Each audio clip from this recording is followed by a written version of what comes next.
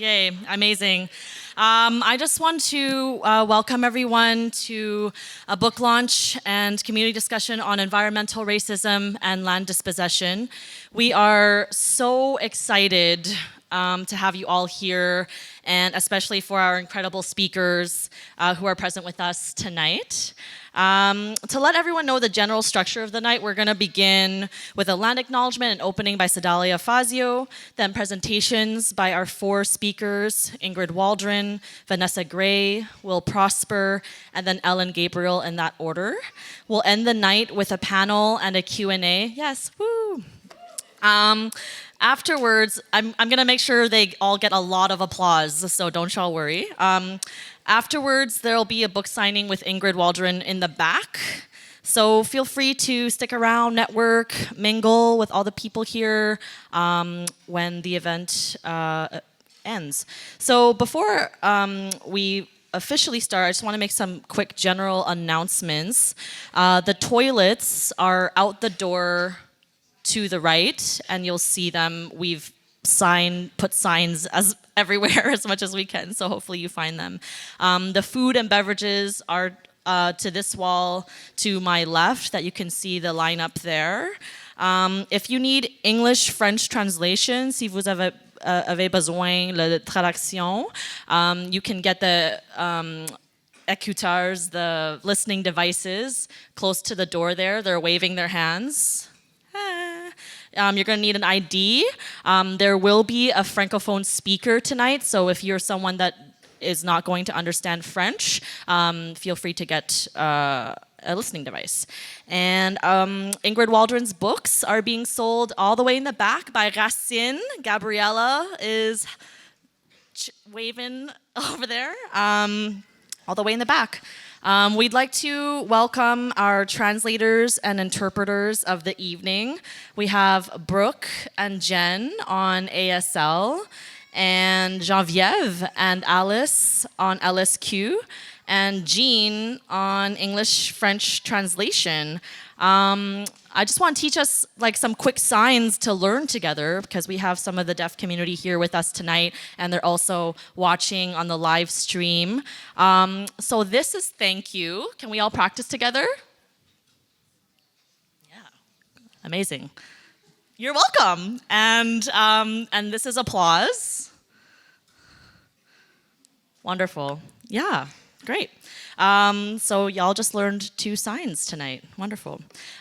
We have donation jars to this wall here. You'll see donate here, faire un don ici. All of the funds will be collected for 4 organizations chosen by our speakers tonight, so please donate generously. They are South End Environmental and Justice Society in Shelburne, Nova Scotia, ASAP, which is Amjanong and Sarnia Against Pipelines, Hoodstock, and Projet Autochtone.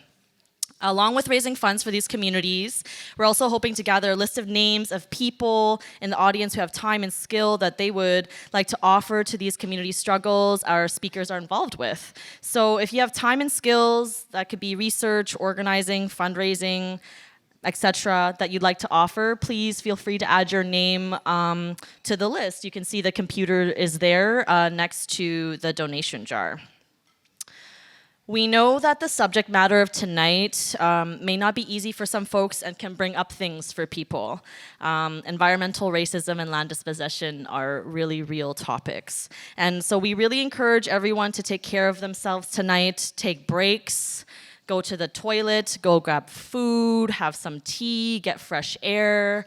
Whatever it is that you need to do, please do it. We support you in that, especially as we will not have a break tonight between speakers to try to get everyone home at a reasonable hour if they need to. Just be mindful of the noise you may be making, and if you need to chat, please do that outside. This event would not be possible with the partnership and support from so many people. The list is also posted on our FB event, so feel free to take a look for further reference, because the list is long, and I don't know how quickly the interpreters are going to be able to do this. But we'd love to thank, you can look online for the list. Sustainability Action Fund Concordia, SMU Community Action Fund Concordia, PGSS McGill, Vero-le-Duc, The Leap, Cooper Concordia, Concordia University Department of Geography, Planning and Environment, McGill School of Environment, Climate Justice Montreal, Sustainable Concordia, Acknowledge, Fernwood Publishing, Midnight Kitchen, who's made all of the food for tonight. Yes. Cooper McGill, CSU BIPOC Committee, the Plate Club, who's lent us all of their dishes for the night. Aboriginal Student Resource Center, Economics for the Anthropocene, LEAP Montreal, Symbiosin, Center for Indigenous Conservation and Development Alternatives, Solidarité Sans Frontières, or SAB, Solidarity Cross Borders, Black Students Network of McGill, Cinema Politica Concordia, Alternatives, and Concordia Greenhouse. It takes a village, y'all. So thanks, everybody. Yes. We'd also like to give thanks to this land that supports our feet, our hearts, and our bellies, to the land and soils, to all the pollinators, the hands of love and labor, the spirit of abundance and generosity that have embedded their energy into the nourishment we are sharing today. We'd also like to acknowledge that we are on unceded Kanien'kehá:ka territory and want to give thanks to the original stewards of this land and to all of the First Nations and Indigenous folks who have consistently been on the front lines for the water, the land, and for justice. We encourage everyone to educate themselves on the deep and colonial histories of Turtle Island and to take action in solidarity with our Indigenous relatives for the future generations of all life. We are so grateful to be here, and we're so grateful that you are all here with us. And with that, I'd love to introduce you all to Sedalia Fazio, Mohawk elder, Bear Clan from Kahnawake, founder and director of First Sweat Lodge in Montreal, to open the night for us. Can we give a warm welcome to Sedalia?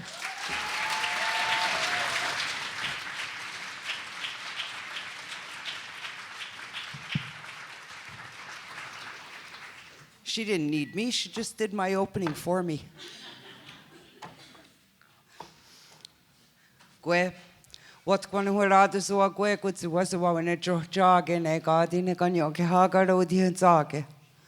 Go on, oh, that's you just wax gare wagget danganawag and it wagatarjo.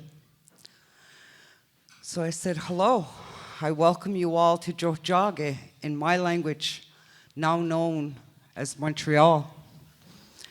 My name is Gawanodas, I'm Bear Clan, and I'm from Kahnawake. In our culture, before beginning any gathering, before beginning any circle, any gathering of the minds, we always begin by giving thanks. And the reason is, at the beginning of time, when Mother Earth was created, Sugwayatizo, the Creator, gave everything on Mother Earth and everything in Sky World the original instructions. And to this day, everything on Mother Earth, everything in Sky World is doing exactly what they were told to do. The rivers still flow. The trees still bear leaves to help us breathe. The grasses still grow, the medicines still grow, the birds still sing. Brother Sun still comes out each and every morning. Everything on Mother Earth and everything in Sky World does exactly what they were told to do, except the human beings. And our original instructions were very simple. Our original instructions were love, honor, and respect one another, and give thanks each and every day for everything that Sugwayatizo, the Creator, has provided for us on Mother Earth. So this is what I'm going to do now. I'm going to do the prayer in my language, but I'll explain it before. At the beginning of my prayer, I'm going to say, Ona kadia kahewam de tawarora genugwat nigura skat nigurai dawatu, which means the time has come for us to gather our minds so our minds become one. Each time you hear me say, that means so be it in our minds. And at the end of the prayer, I will say, which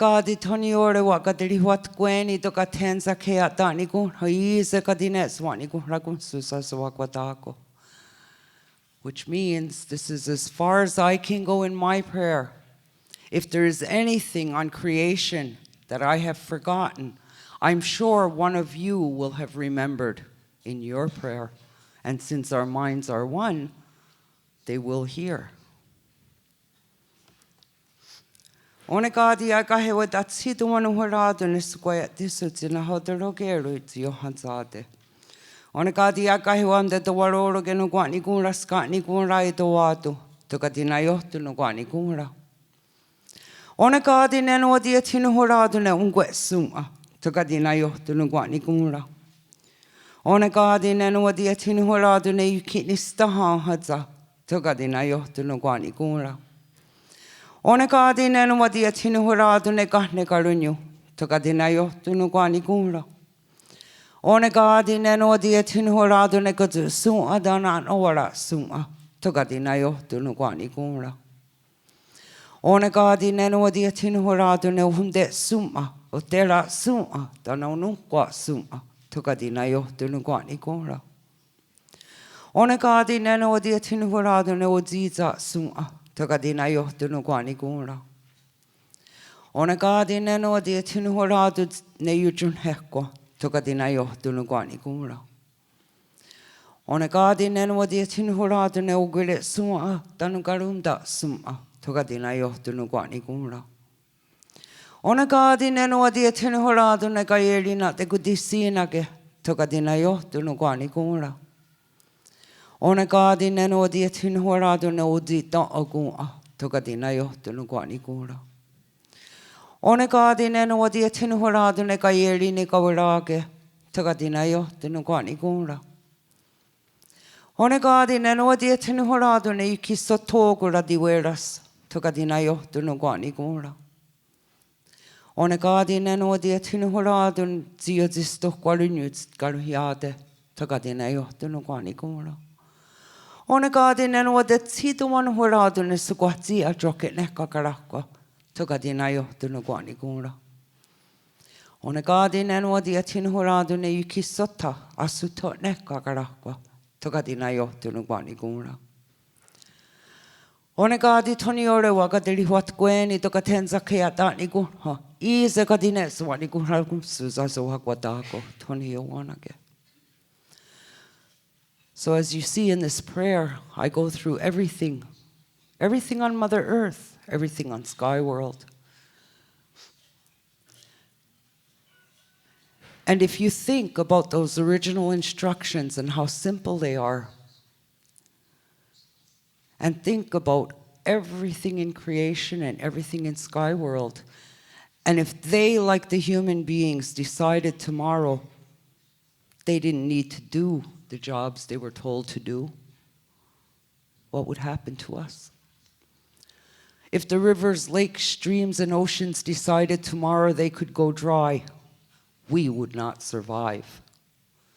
If the trees decided tomorrow they no longer needed to bear leaves to clean our air, we would not survive. If our brother, the sun, decided tomorrow morning he didn't need to come out anymore, we would not survive. All we need to do is lose one element on Mother Earth or in Sky World, and we will not survive as human beings. But if every single human being passed away tomorrow and left Mother Earth and Sky World would thrive. We are killing Mother Earth. We are killing Sky World. Keep that in mind each and every day. and give thanks to those elements who are keeping you alive. Before I go, I'll just do a little friendship, just to bring a little joy and a little happiness and a little bit of friendship to the people.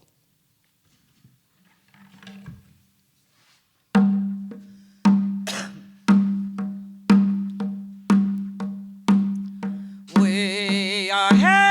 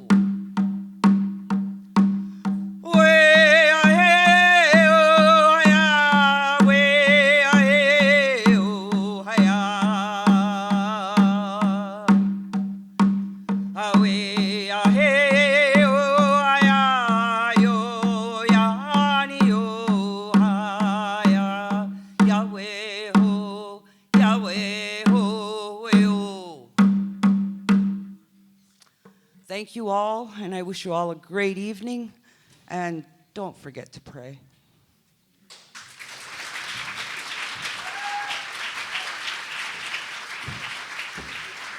Thank you, Sedalia. Beautiful. All right, well, I'm going to introduce our next speaker, who is the author of There's Something in the Water, the main reason we're all here tonight, book launch. Ingrid Waldron is an associate professor in the Faculty of Health at Dalhousie University and the director of the Environmental Noxiousness, Racial Inequities, and Community Health Project, the Enrich Project. Her scholarship and community leadership are examining and addressing the relationship among histories of colonization in Indigenous, Black, and other racialized communities. The Enrich Project is investigating the socioeconomic and health effects of environmental racism in Mi'kmaq and African Nova Scotian communities. It formed the basis to the creation of Bill 111, an act to address environmental racism, the first bill to address environmental racism in Canada. Yes.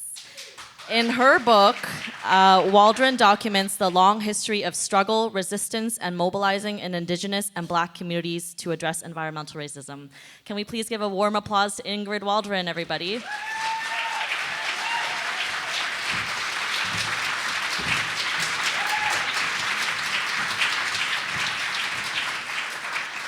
Thank you. Thanks. Can you hear me? Thanks for coming out. I'm really nervous. This is huge. Okay, so I'd like to begin by reading a passage from my book.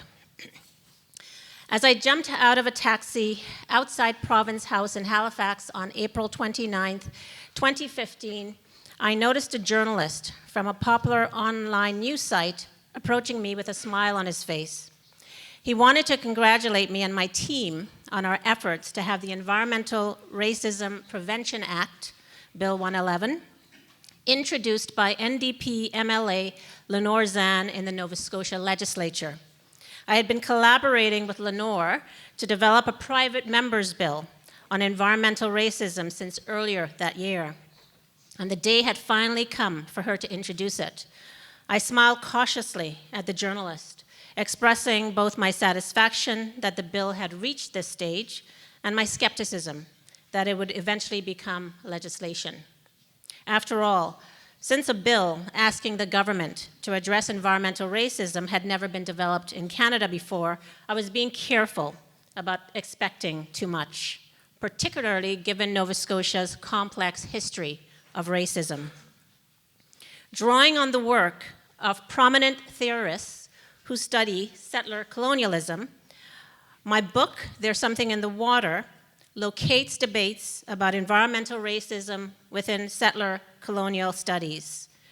It probes the relationship between settler colonialism, patriarchy, racial capitalism, and neoliberalism to unpack the ways in which environmental racism operates as a mechanism of erasure through possession, dispossession, and genocide.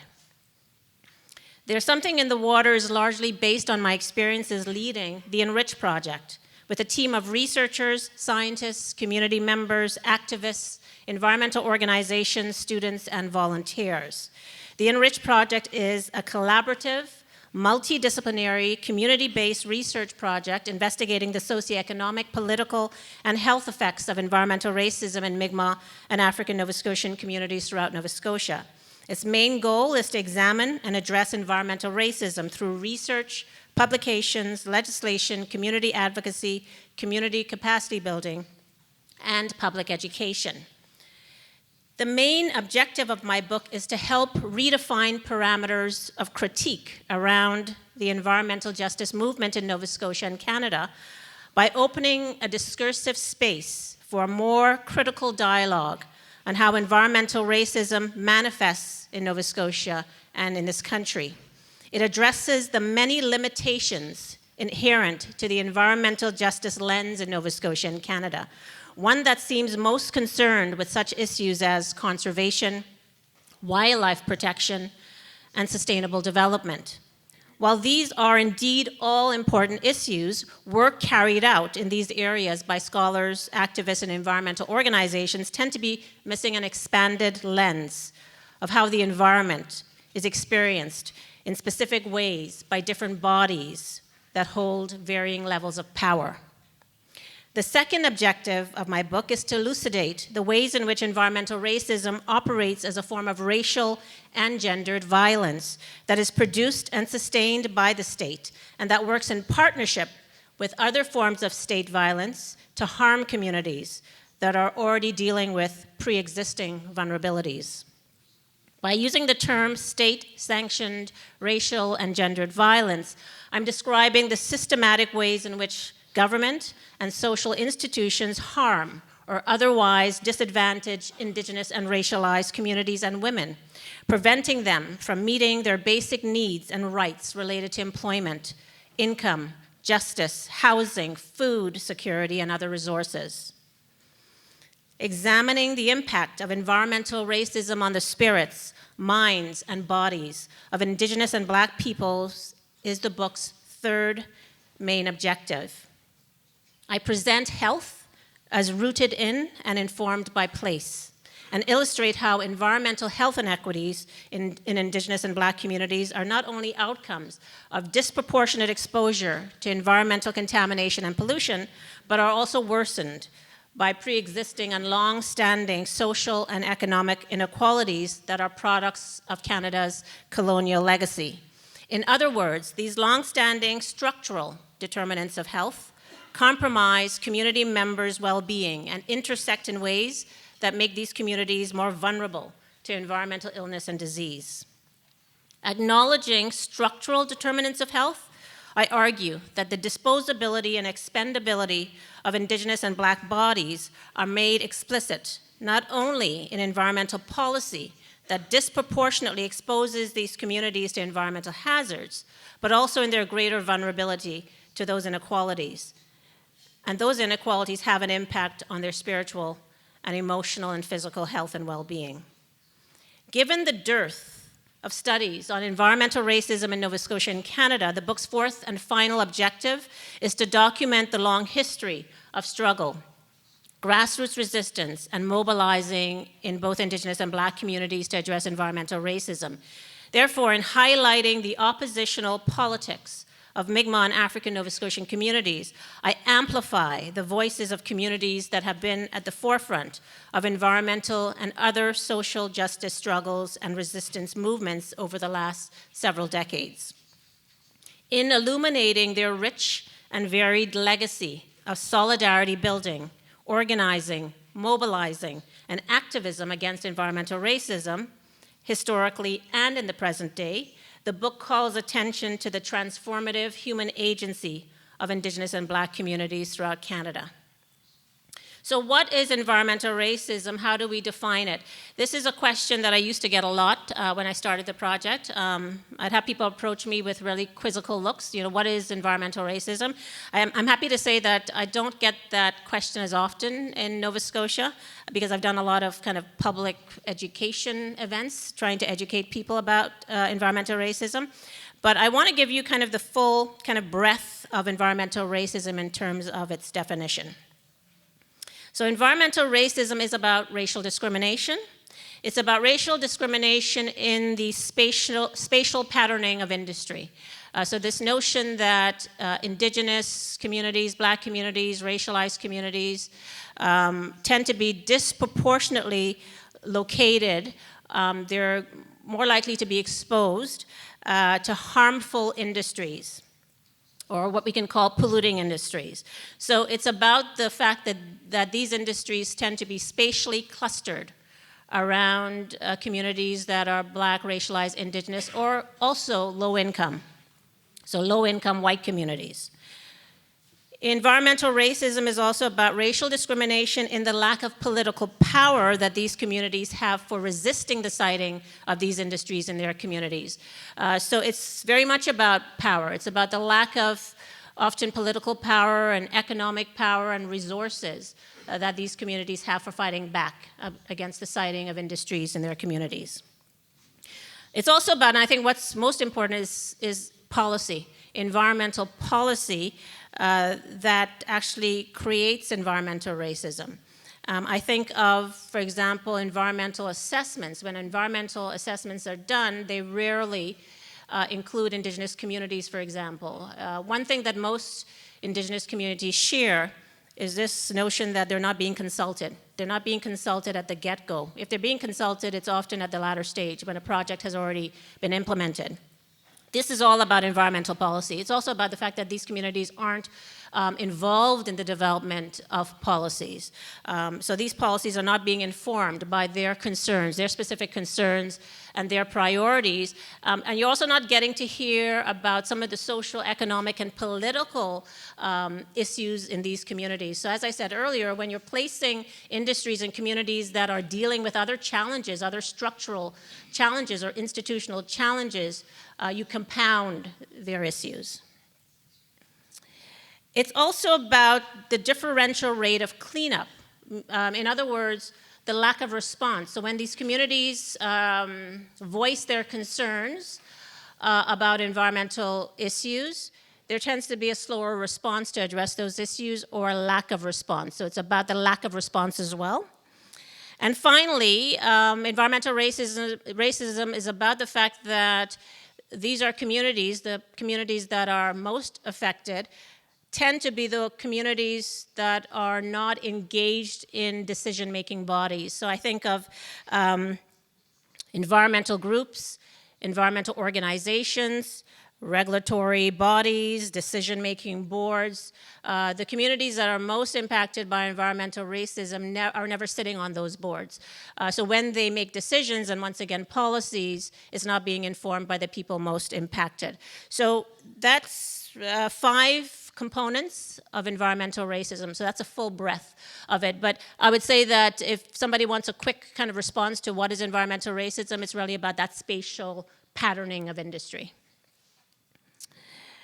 I want to talk about the racial and gendered aspects of environmental racism. I talked earlier about racial and gendered violence, and I'm talking about the violence of the state, right? So we're not talking about intimate partner violence, but we're talking about how policies, how environmental policies specifically mete out various harms to communities, to Black communities, Indigenous communities, and also we need to have an intersectional lens, right? So these communities are also gendered in specific ways and they're classed in specific ways. So an understanding, an intersectional analysis that understands the intersections of race, culture, gender, social class, income is really important in understanding environmental racism. And one of the things that I do in my book is I use a socio-spatial analysis. I use a socio-spatial analysis to talk about environmental racism, but also gentrification. So I touch on gentrification in my book as well, because I see gentrification is very much connected to environmental racism. What we're talking about is space and place, and how communities are organized based on racial, gendered, class, and income variables.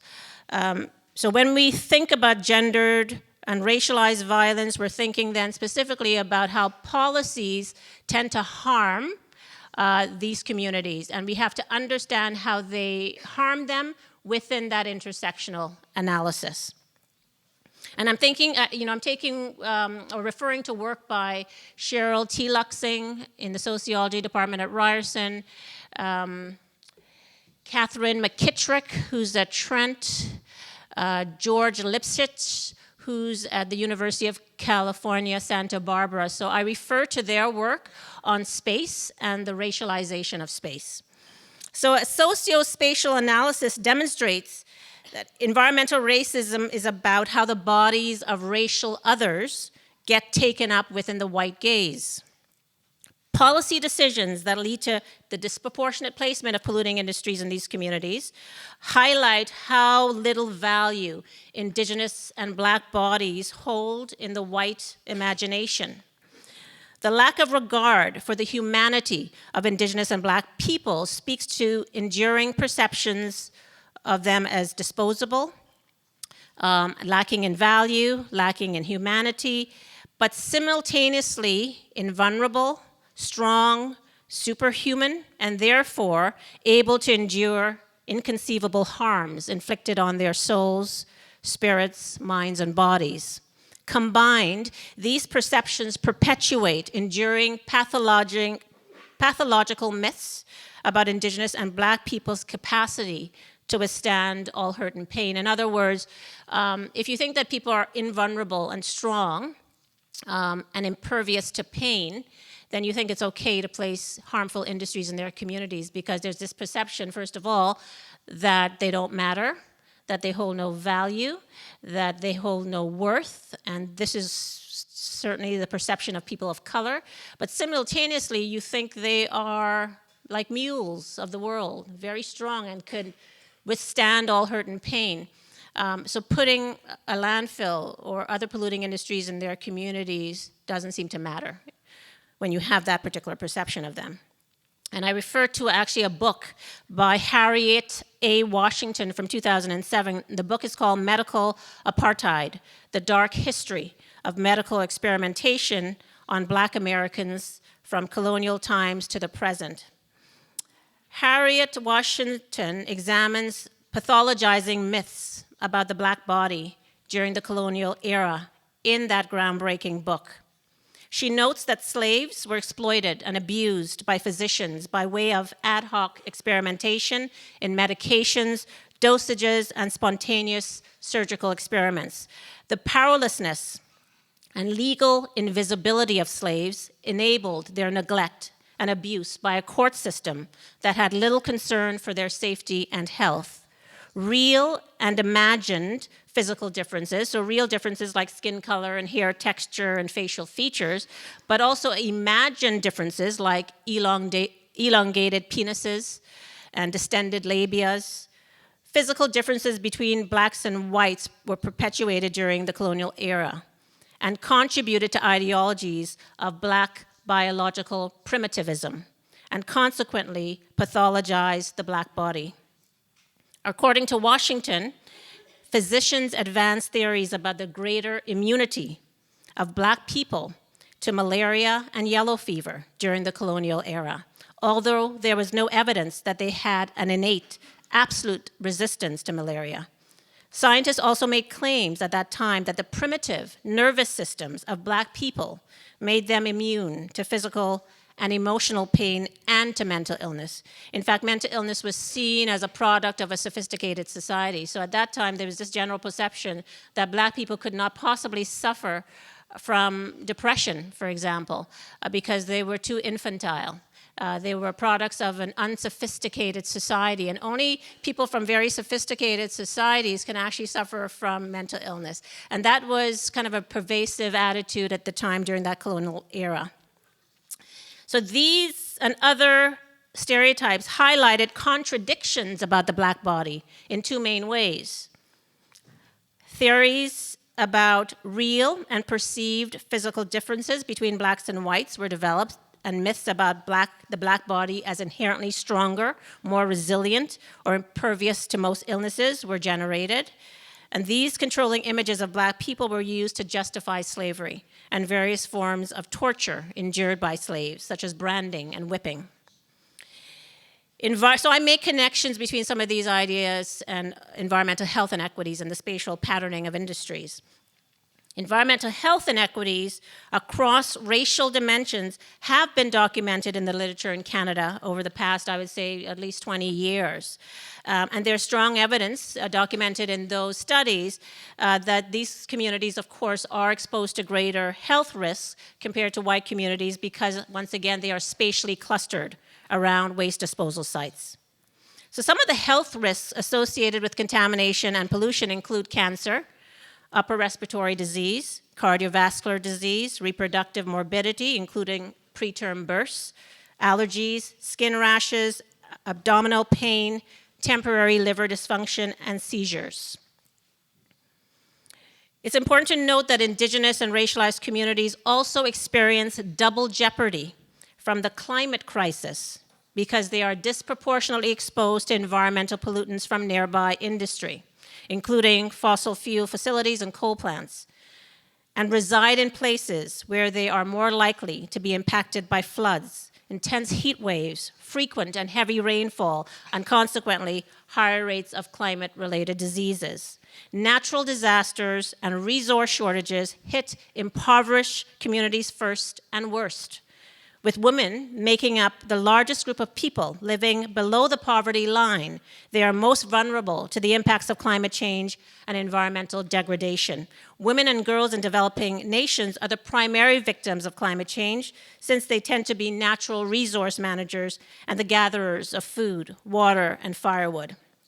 Therefore, it's important that climate change policies take a gender-specific approach to climate mitigation and adaptation in ways that give women equal weight in climate change decision making. And that's why we have this term now called climate justice.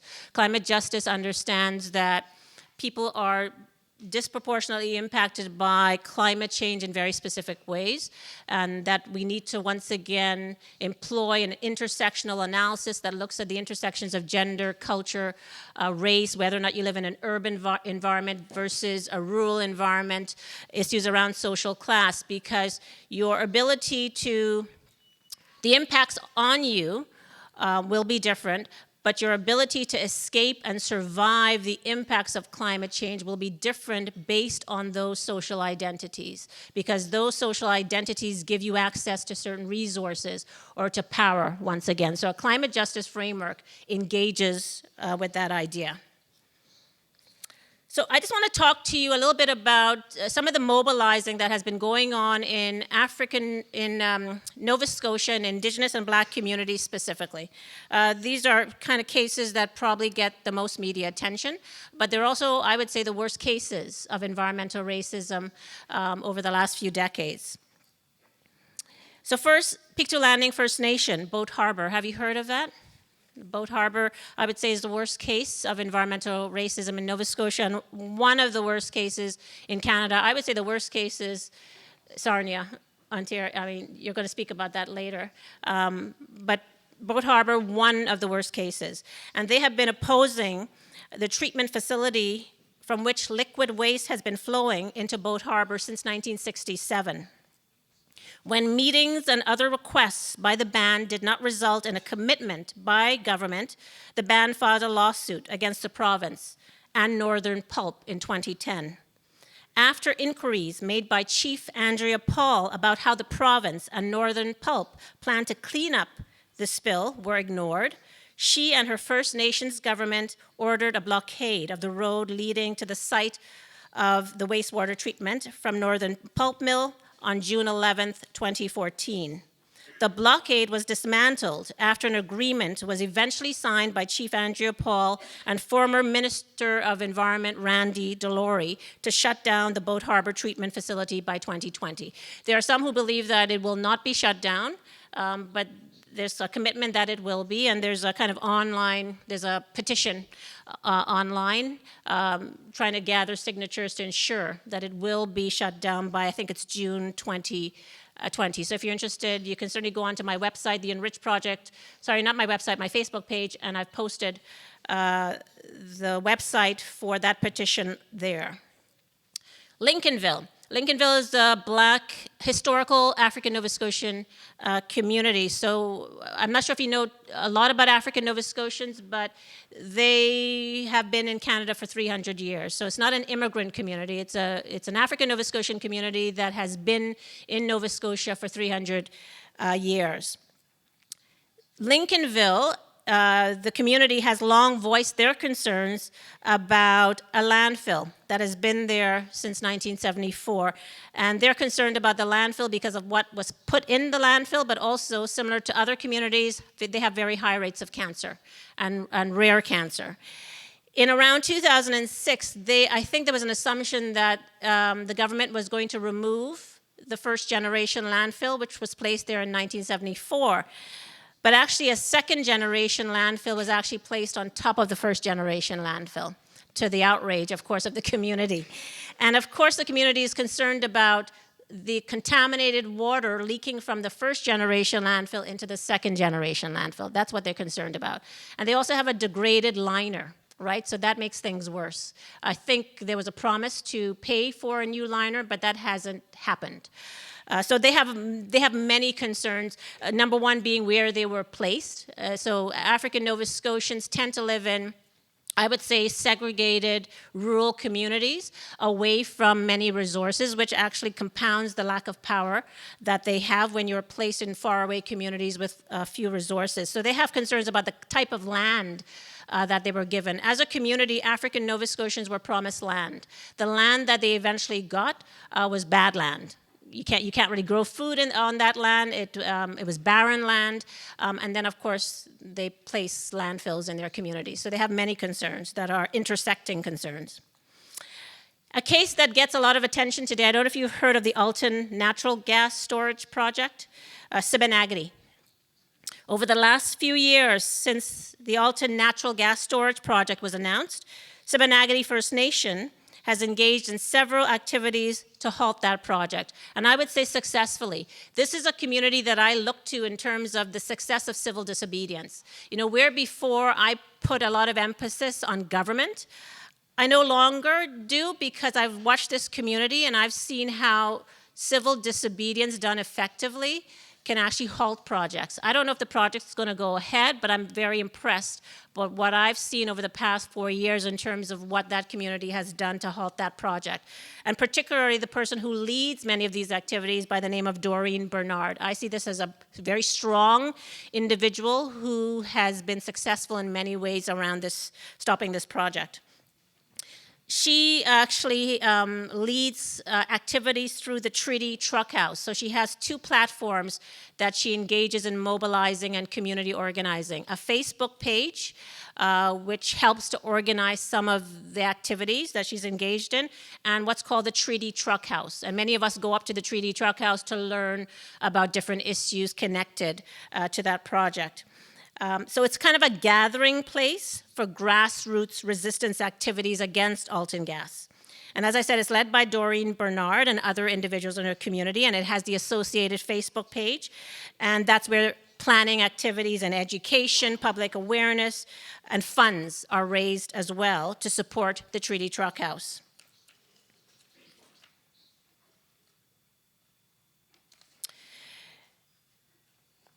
As of right now, the Alton Gas project is on hold, and the in-service date has been pushed back to 2021.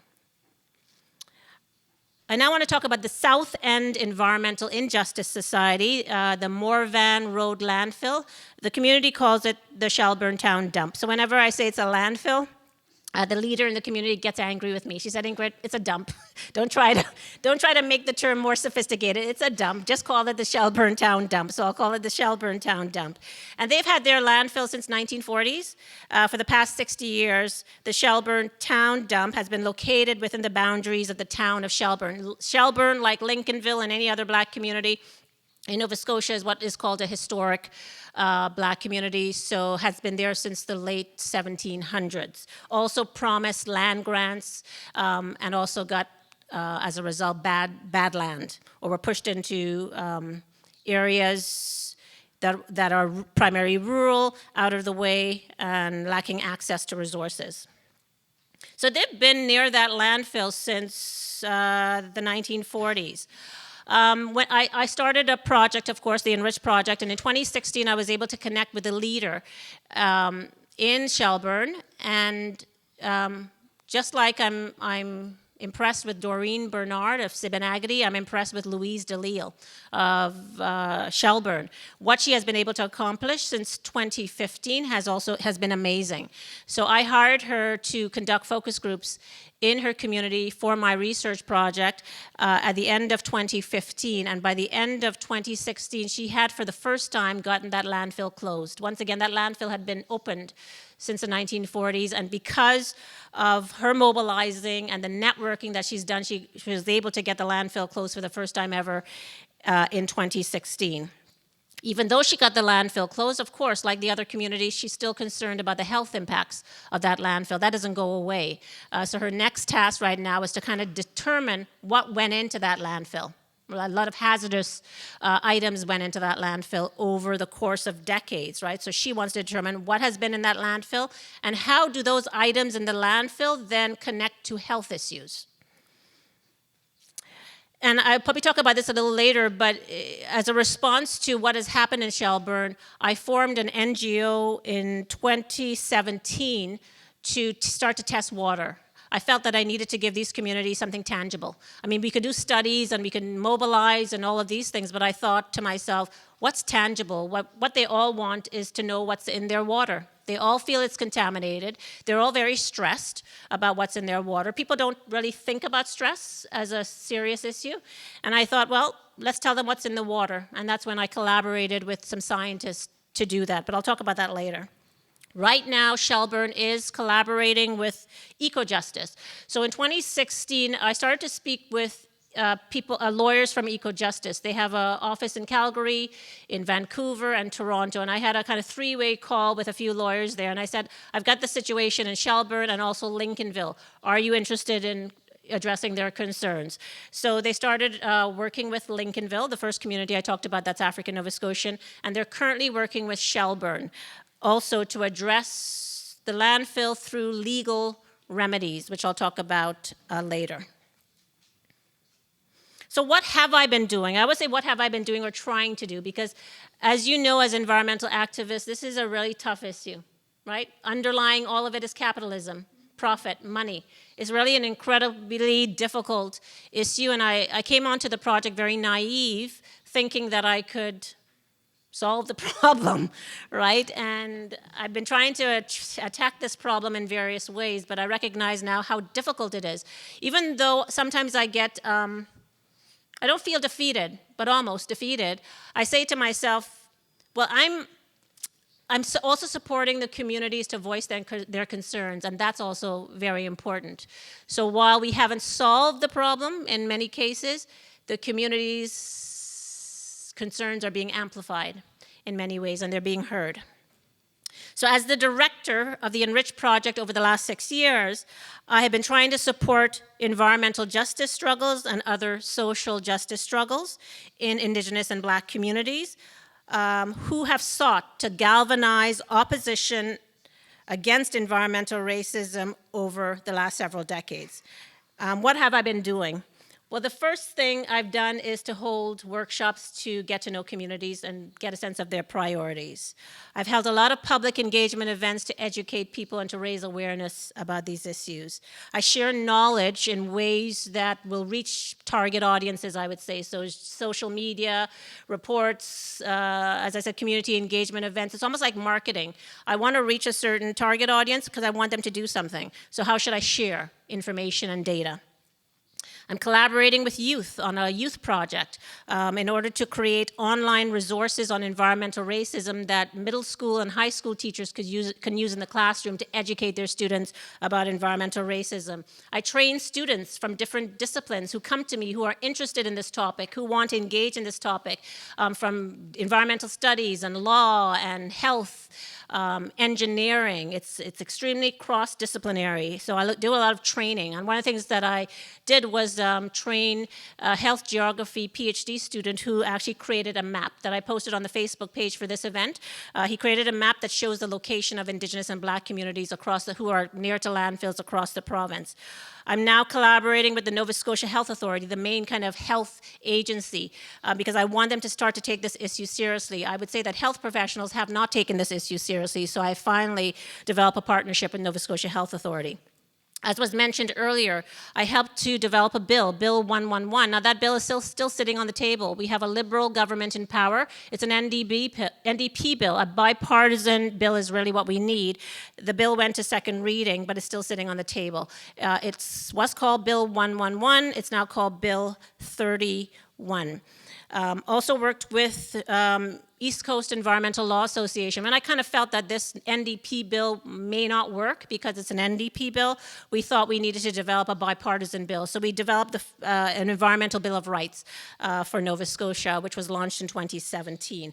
As I mentioned, I'm consulting with Eco-Justice, specifically for Lincolnville and Shelburne, and they're looking to see whether or not they can conceptualize environmental racism as a human rights violation. So they're looking at the Canadian Charter of Rights and Freedom and the Human Rights Code. This has not been done in Canada. I believe it's been done in the States. He said it's a tall order, probably will not happen, but that's what they're trying to do.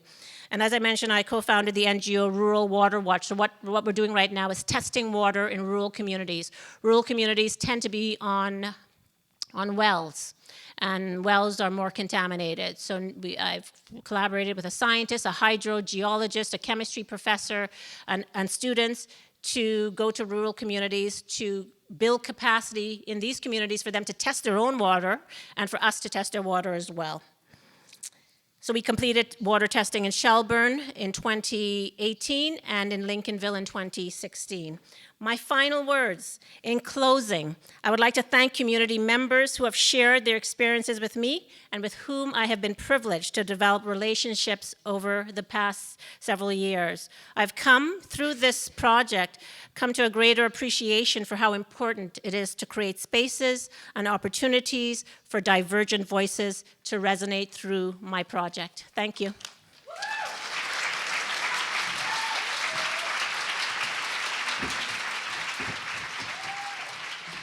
Let's give Ingrid another round of applause. Thank you for all the work that you're doing, Ingrid. And once again, her books are in the back. She will be signing them after the event as well. And if this inspires you, remember that our donation jar is to my left, right by where Jen is standing. She could wave her hand. And if you feel like signing up to help, if you have resources or gifts to offer, please sign up. The information's all there. And wow, thanks everyone for respecting, the speakers. Everyone just probably need to go pee all at once or get food. We encourage y'all just to do that whenever is necessary, because we have a lot of speakers and we're gonna try to keep time. So feel free to take breaks, feed yourself when you need to. There's a lot of food. Coffee's just been made, y'all. Get the coffee. And yeah. So I would love to introduce our next speaker, Vanessa Gray, who is Anishinaabe Kwe from the Aamjiwnaang First Nation, located in Canada's Chemical Valley. As a grassroots organizer, land defender, and educator, Vanessa works to decolonize environmental justice research by linking scholarly findings to traditional teachings. Vanessa is a co-founder of Aamjiwnaang and Sarnia Against Pipelines, or also known as ASAP, host of the annual Toxic Tour of Canada's Chemical Valley. She continues to take part in a diversity of tactics such as direct action, classroom lectures, co-hosting toxic tours, and water gatherings. Can we give a round of applause for Vanessa, everybody?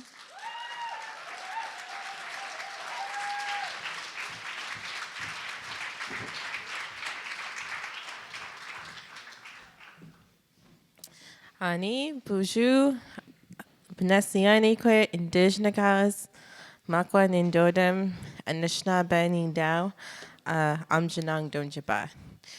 Hi, I just introduced myself and my spirit name, Benessianique, which is a thundercloud. And so I was gifted with that a couple years ago, and I try my best to uphold responsibility with that name. I'm in the Bear Clan. I come from Amjanang, and I'm Anishinaabe. So I'm just going to spend 2 minutes talking about my responsibility to the Bear Clan. Because some of us, not all, I recognize that not all Indigenous people work within clan systems, but Anishinaabe do. And so and just like the world today, and what was mentioned earlier, all the animals play their own parts in survival, and they work together within seasons and their abilities. And so the bears are known to be, like, people are scared of bears. People don't want to run into bears in the woods for good reasons. Have you ever seen like a bear like maul anything? Like, you don't want to be there. So I do see that in myself. My mom even mentioned last night, I saw her, she was visiting Montreal too, and she was like, Vanessa, you have to like put your claws away once in a while, like, and I'm like, I'm nothing but claws though. Like, I kind of want to uphold the part of the ferociousness of being a bear, and I want to direct that to this fascist, racist government, and I want to put all that energy where it needs to be. But also, bears are known for being healers in our communities. Like if you wanted to know what to eat in the forest, it's usually like what you'll watch a bear, and the bear will know what to eat. And so they're medicine holders, and as Bear Clan people, were medicine people. And I want to bring that to this movement, this diverse, growing movement, because it's, like it was mentioned earlier, it's a very heavy topic to talk about environmental racism. It's a heavy topic to talk about the type of work that we have to put into. It's not just asking people to sign petitions. It's rethinking our own privilege and who we are here.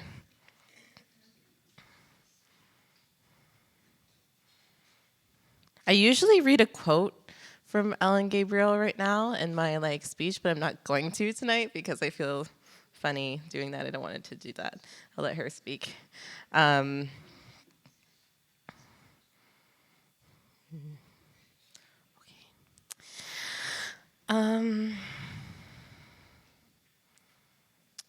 So the roots of Canada's violence against Indigenous people. So yeah, I've been researching lately, and I've been working for the University of Toronto in a lab called the Techno Science Research Unit. And we're building a website right now of interactive mapping of land theft in my territory, and how the Chemical Valley came to be, from being Anishinaabe territory to where there was a fake border put in through my territory, to the first oil field in Canada, to the first refinery in Canada, And so as you can imagine, there's a lot of very like old structures still in my, right next door to our homes in my community where I come from. And so one of the quotes I had found, and I've been finding lots of interesting things in the research I'm doing. It's very depressing research, but and it's depressing because I'm seeing the same thing happen today at the Unistoten camp with the Gidimt'en arrests for being on their own home territory. One of the quotes I found was, "We have to take the land away from the savages before we can treat them like human beings."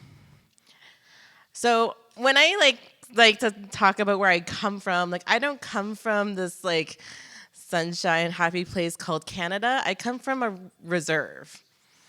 And that's different. That's completely different from what Crown land is or what Canada is. It's a separate little piece of land, as it was already mentioned today, that was set aside, known as cheap land, to kind of keep the indigenous people contained. Because for a little while there, we used a pass system to even get to leave that reserve. Arthur Manuel put it in good ways, in a good way that it kind of sums it up. They starved us into submission by the aggression, but we were starved into submission by the aggressive imperialist state. So there was a lot of work, and it's continued work to displace us. So it didn't end with taking land through an Indian agent over 100 years ago.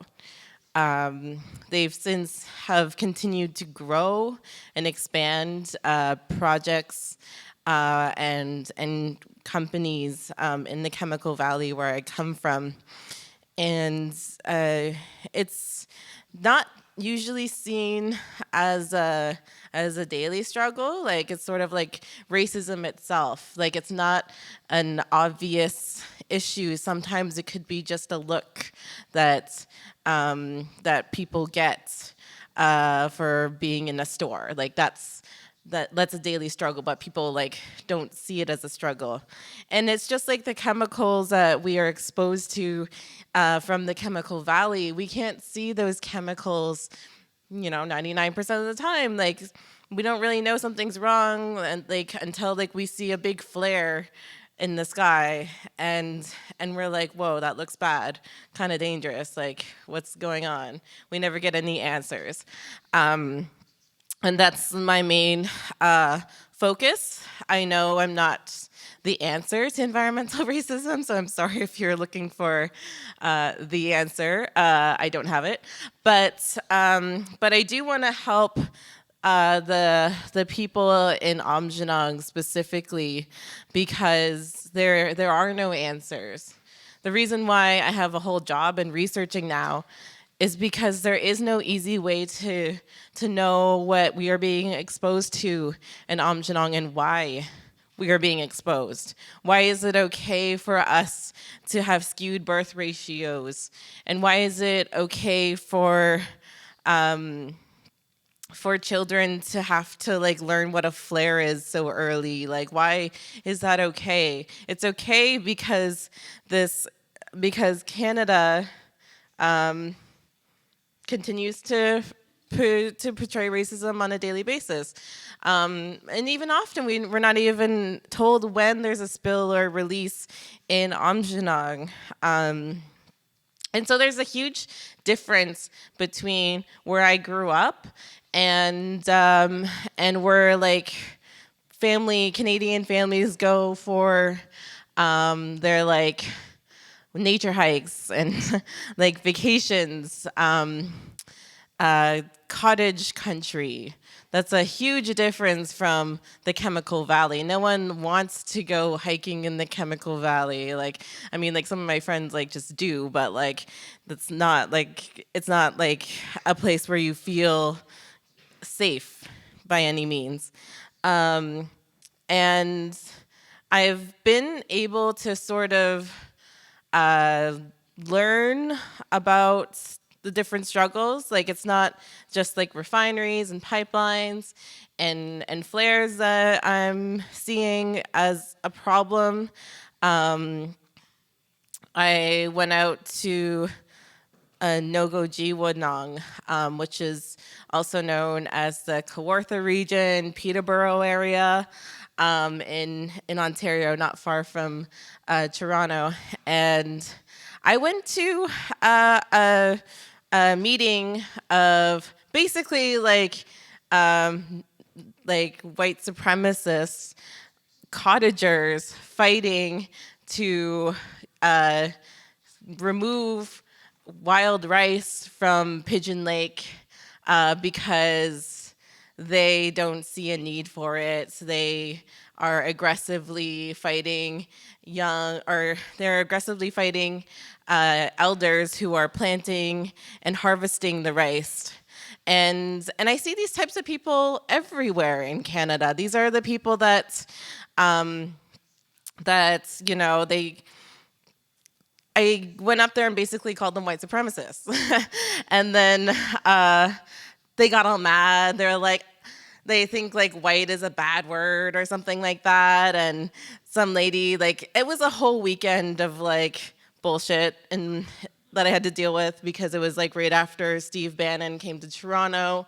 I went outside to like basically like shame every single person that was going into this debate. And people will have said to me that I am not a neo-Nazi, and I got pepper sprayed for like being there, and then there's just like so much violence that comes with this like proud Canadian person that is portrayed over and over again, that is feeding into the system of taking land away, dispossessioning Indigenous people. It's not a singular issue by any means, but the first oil field was in my territory, so I do feel like a bit of responsibility to make those connections of like where things started, where things are right now, and where things will go. And that's what we hope to do with our website that we're working on in the lab with the interactive mapping, is to acknowledge that we had this land before Imperial Oil, before Shell, before Suncor, before Enbridge, that this was a territory that we thrived on, that thrived with us because we shared ceremony and we put a lot of sacrifice into being able to live in some place called the Great Lakes. And there's a future without Imperial Oil. There's a future without Suncor and Shell that surround my community. And I might, you know, I probably won't be around to see that, but I need to like work in a path where we can't allow settler dispossession to decide what happens next. That's up to you. That's up to who you can talk to. That's up to the actions you can take. And I know I mentioned earlier how, you know, white people think white's a bad word, and I'm not. And I acknowledge, you know, white privilege exists. I'm not saying it's a good thing, and I'm not saying it's a bad thing, but I'm saying that's up to you. You can't just sit back. You think you have a choice, but you don't. If you're sitting back and letting this happen, if you're not taking that extra step to do something more, like I know you have jobs, you have families, But this is also your responsibility, is to use that white privilege in effective ways. That's something I don't have. I would use that if I could. And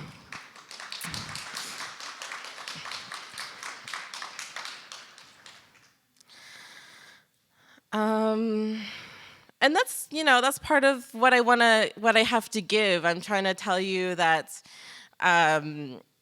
I don't have the answer to this whole issue. I'm just saying that it's important to acknowledge responsibility.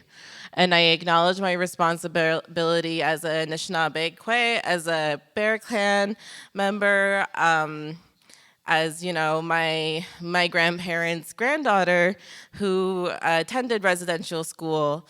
My grandma's side of the family was fortunate enough because when the Indian agent came to the door and said, "I'm here looking for your kids," my great-grandpa held a gun at the Indian agent, and he said, "You're not taking these kids." And so my grandma was fortunate enough to not go. But there is resistance, and there's resistance stories in all of our families as an Anishinaabe, as Indigenous people. And so it's a responsibility for me to uphold that. And there's probably a lot of violence in your families portrayed on Indigenous people. So you have a responsibility. Don't act like you're like wandering around without something to do.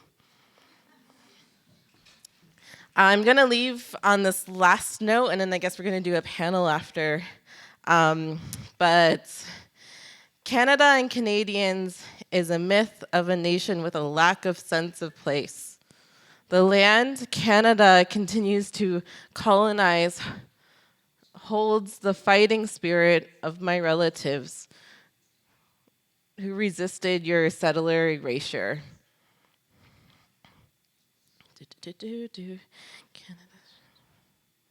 Canadians shouldn't only respect Indigenous rights, but they also need to contribute to Indigenous radical resurgence.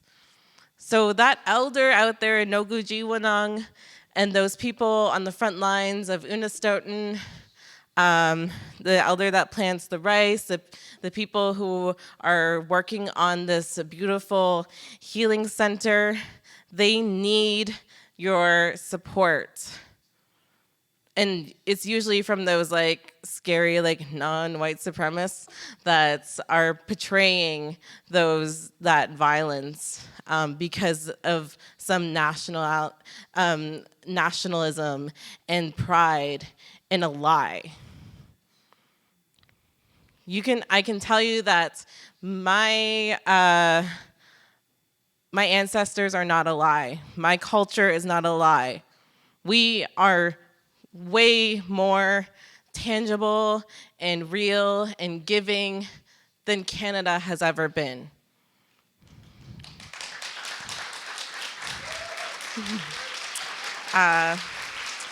So I'll say more, I guess, but I'll wait for the panel. Miigwech, thank you.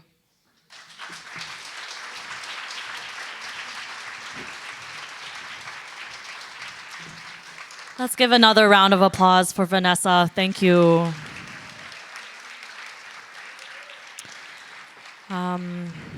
Again, just a reminder, take breaks as you need, get some food, donate if you're feeling inspired, either your money or your time, it's all there.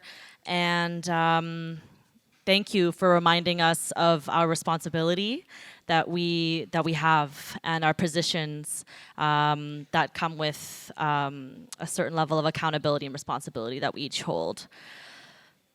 How's everyone feeling? Yeah?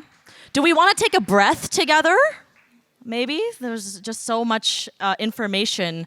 So I invite y'all to take a breath together with me on 3, and we're gonna inhale, and we're just gonna exhale and let it out. So 1, 2, 3.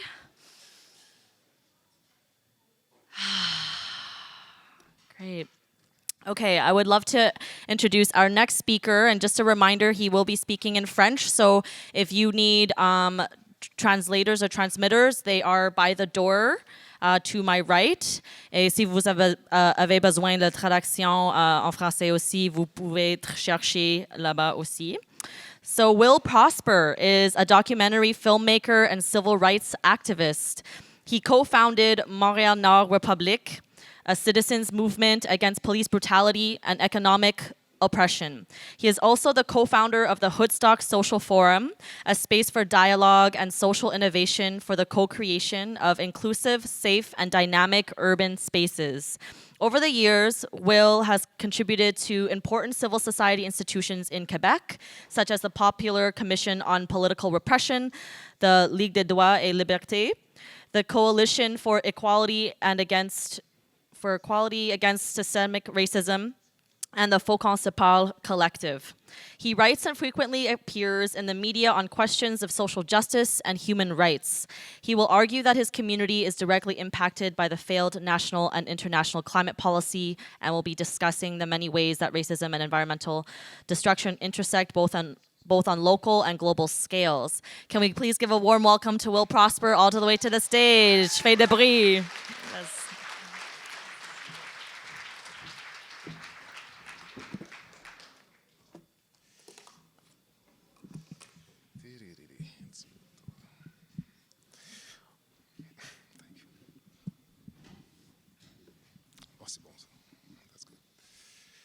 Well, thanks for having me today. I really appreciate it. First and foremost, I'm going to do the speech in French, of course. It's not a political statement that I'm making.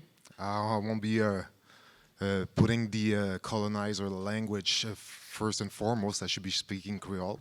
So I'm going to say hi to all my ancestors from Haiti as well, people that are from the Haitian land, which is also the land of the Taínos et Arawak. First and foremost, also, I'd like to... See, I'm going to start speaking English, so I'll do it in French.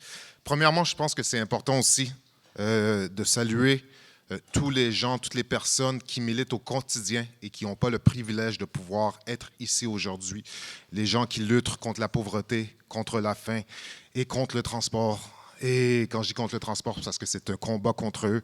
Donc, toutes ces personnes-là qui n'ont pas le luxe d'être ici parmi nous, je les salue. Et toutes les personnes aussi qui ont mené des luttes et des combats pendant toutes ces années-là, qui nous ont précédés, excusez-moi. Donc, eux aussi, je remercie énormément toutes ces personnes-là, parce que si je suis là aussi aujourd'hui, c'est que plusieurs personnes ont lutté, parfois dans l'ombre, parfois sont méconnues de vous, mais ce sont des personnes qui ont fait des grandes différences pour que je sois là ici présentement aujourd'hui. Mais ma communauté n'est certainement pas une d'entre elles. Et quand je parle de ma communauté, c'est celle qu'on m'a imposée.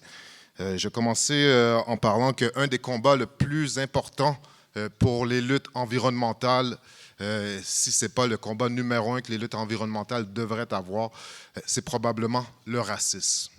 Et je sais que ça peut paraître comme quelque chose qui est far-fetched, quelque chose qu'on ne voit pas forcément les liens tout de suite, mais je vais essayer de faire en partie ma présentation pour qu'elle vous fasse comprendre pourquoi ces deux-là sont intimement reliés. Et je pense que de toute façon, les personnes qui ont parlé avant moi de manière très éloquente ont pu le démontrer déjà, mais je vais essayer d'aller dans d'autres aspects, dans les aspects politiques de la chose.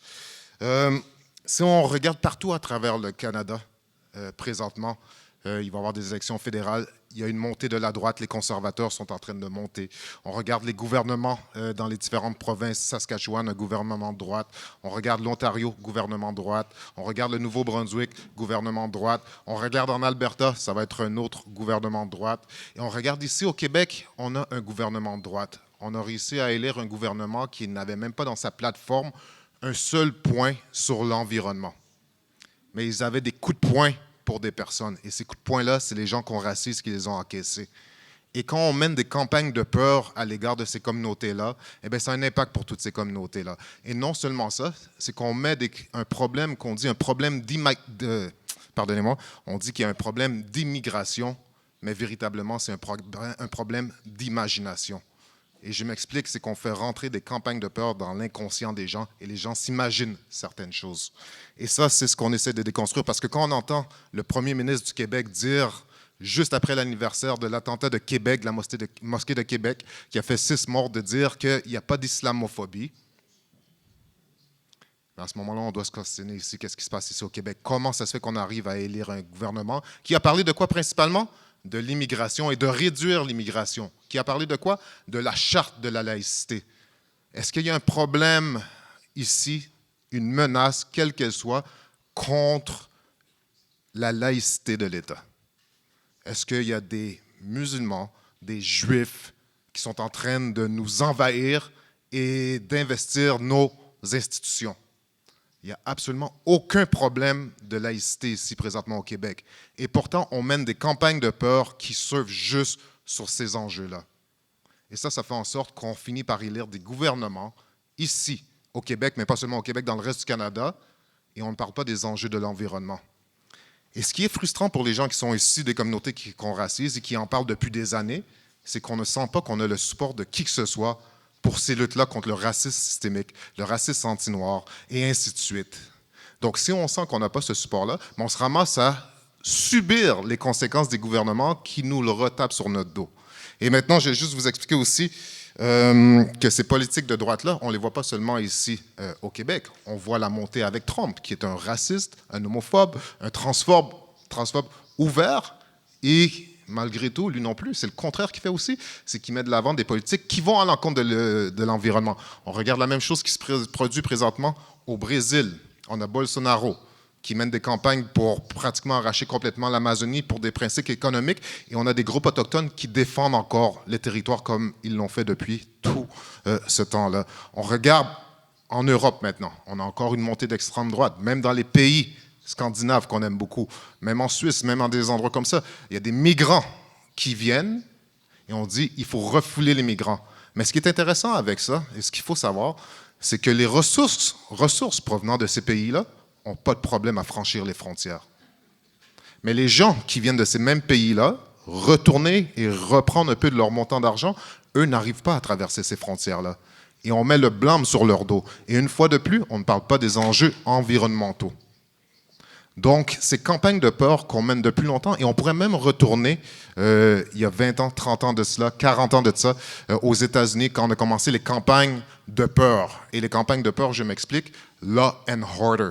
Les mêmes campagnes de peur qu'on voit présentement avec Donald Trump, c'est les mêmes campagnes que Nixon a menées pour casser le mouvement des droits civiques à l'époque. Donc, faire peur, faire croire qu'il y a une menace, justement, de la part des gens qui sont racisés, les personnes noires, et ainsi de suite, qui vont juste déstabiliser ce pays-là.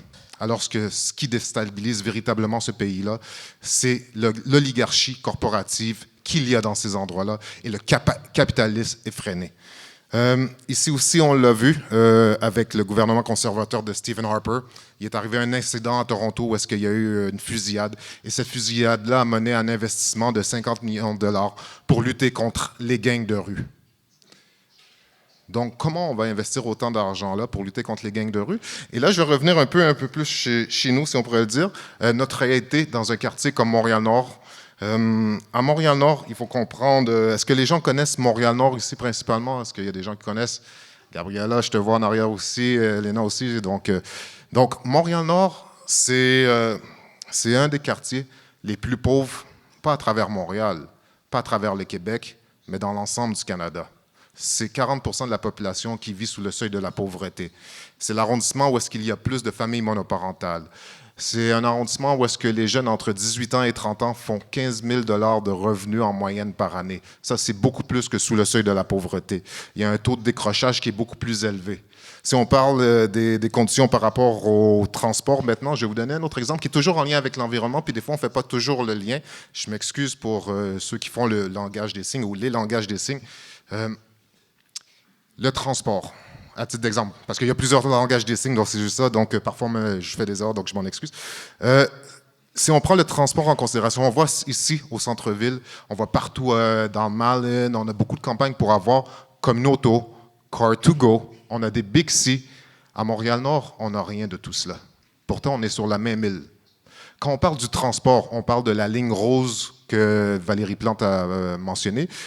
Les gens de Woodstock ont fait une pétition pour encourager d'avoir la ligne rose d'arrivée au moins à Montréal-Nord, parce que les deux voies les plus utilisées pour le transport à Montréal, c'est l'autobus 69 et l'autobus 139 qui mènent directement vers Montréal-Nord.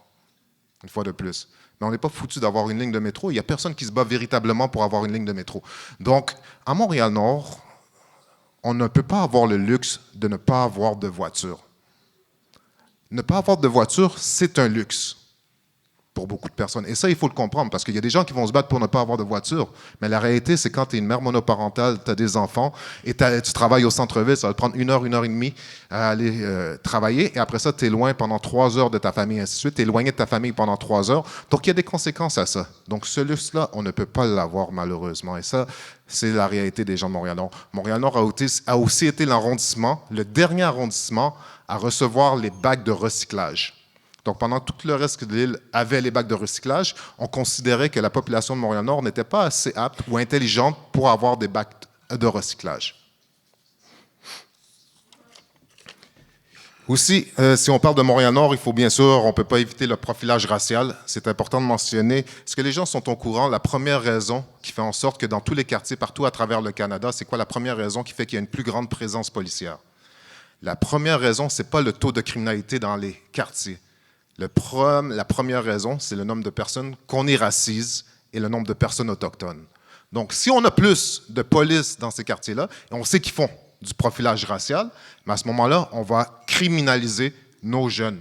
Donc, on se ramasse à avoir 40% des personnes noires, des jeunes hommes noirs dans le quartier de Montréal-Nord, qui ont été interpellés ou contrôlés par la police, comparativement à seulement 5% des Blancs dans ce même quartier-là. Il y a une disproportion totale et complète. Et là, on s'entend, c'est un quartier qui est déjà appauvri. J'aime pas dire un quartier défavorisé, j'aime beaucoup dire un quartier qu'on défavorise, parce qu'il y a des raisons politiques qui font en sorte que ce quartier-là est beaucoup plus pauvre. Donc, ces gens-là sont aussi appauvris de plusieurs manières. Cette surreprésentation-là fait en sorte aussi que le nombre de personnes incarcérées est beaucoup plus élevé pour les populations noires. Donc, les personnes incarcérées issues des communautés noires représentent 10% de la population fédérale, alors qu'elles représentent seulement 3% de la population canadienne. Les personnes autochtones, c'est encore pire. Les personnes autochtones représentent 5% de la population canadienne et elles représentent 25% des personnes incarcérées. Et la pire statistique que je pourrais dire par rapport aux personnes autochtones, c'est à l'égard des femmes autochtones. 44% des personnes incarcérées dans nos prisons fédérales sont des femmes autochtones. Pour 44% des femmes, bien sûr, on s'entend. Donc, c'est presque la moitié des femmes incarcérées au Canada, au fédéral, qui sont des femmes autochtones. Ça, c'est ce qu'on appelle des pensionnats modernes. C'est pas normal que les personnes autochtones, les personnes noires, sont si tant surreprésentées dans nos prisons. C'est pas normal qu'elles sont si tant ciblées par la police. Et pourtant, quand les femmes autochtones disparaissent, la police n'est pas là pour aller les chercher. Mais pour les mettre en prison, la police est là.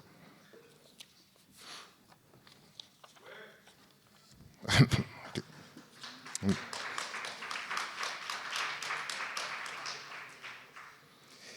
C'est important de mentionner, dans toutes ces conditions-là, il y a eu des gens qui ont essayé de mener une campagne pour lutter contre le racisme systémique ici au Québec il y a 3 ans de cela.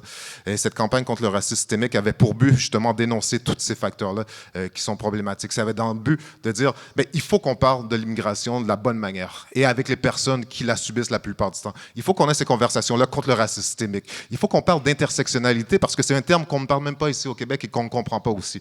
Il faut qu'on parle de tous ces différents enjeux-là qui affectent 1 million de populations, parce que les personnes qu'on racise et les personnes autochtones ici au Québec représentent aujourd'hui 1 million de populations. Mais on a tout fait pour bloquer cette campagne sur le racisme systémique. Lorsque cette campagne a été lancée, il y a eu une pétition et on a réussi à obtenir 6 000 signatures pour cette pétition-là. En même temps, je ne sais pas si les gens se souviennent, mais il y avait un scandale avec les pitbulls, avec le maire Coder à l'époque. Et le scandale avec les pitbulls, il y avait une campagne, il y a une pétition qui a été faite, ils ont réussi à obtenir 400 000 signatures. Ça, c'est dire que la vie des personnes qu'on racise n'a même pas la même valeur que celle d'un chien.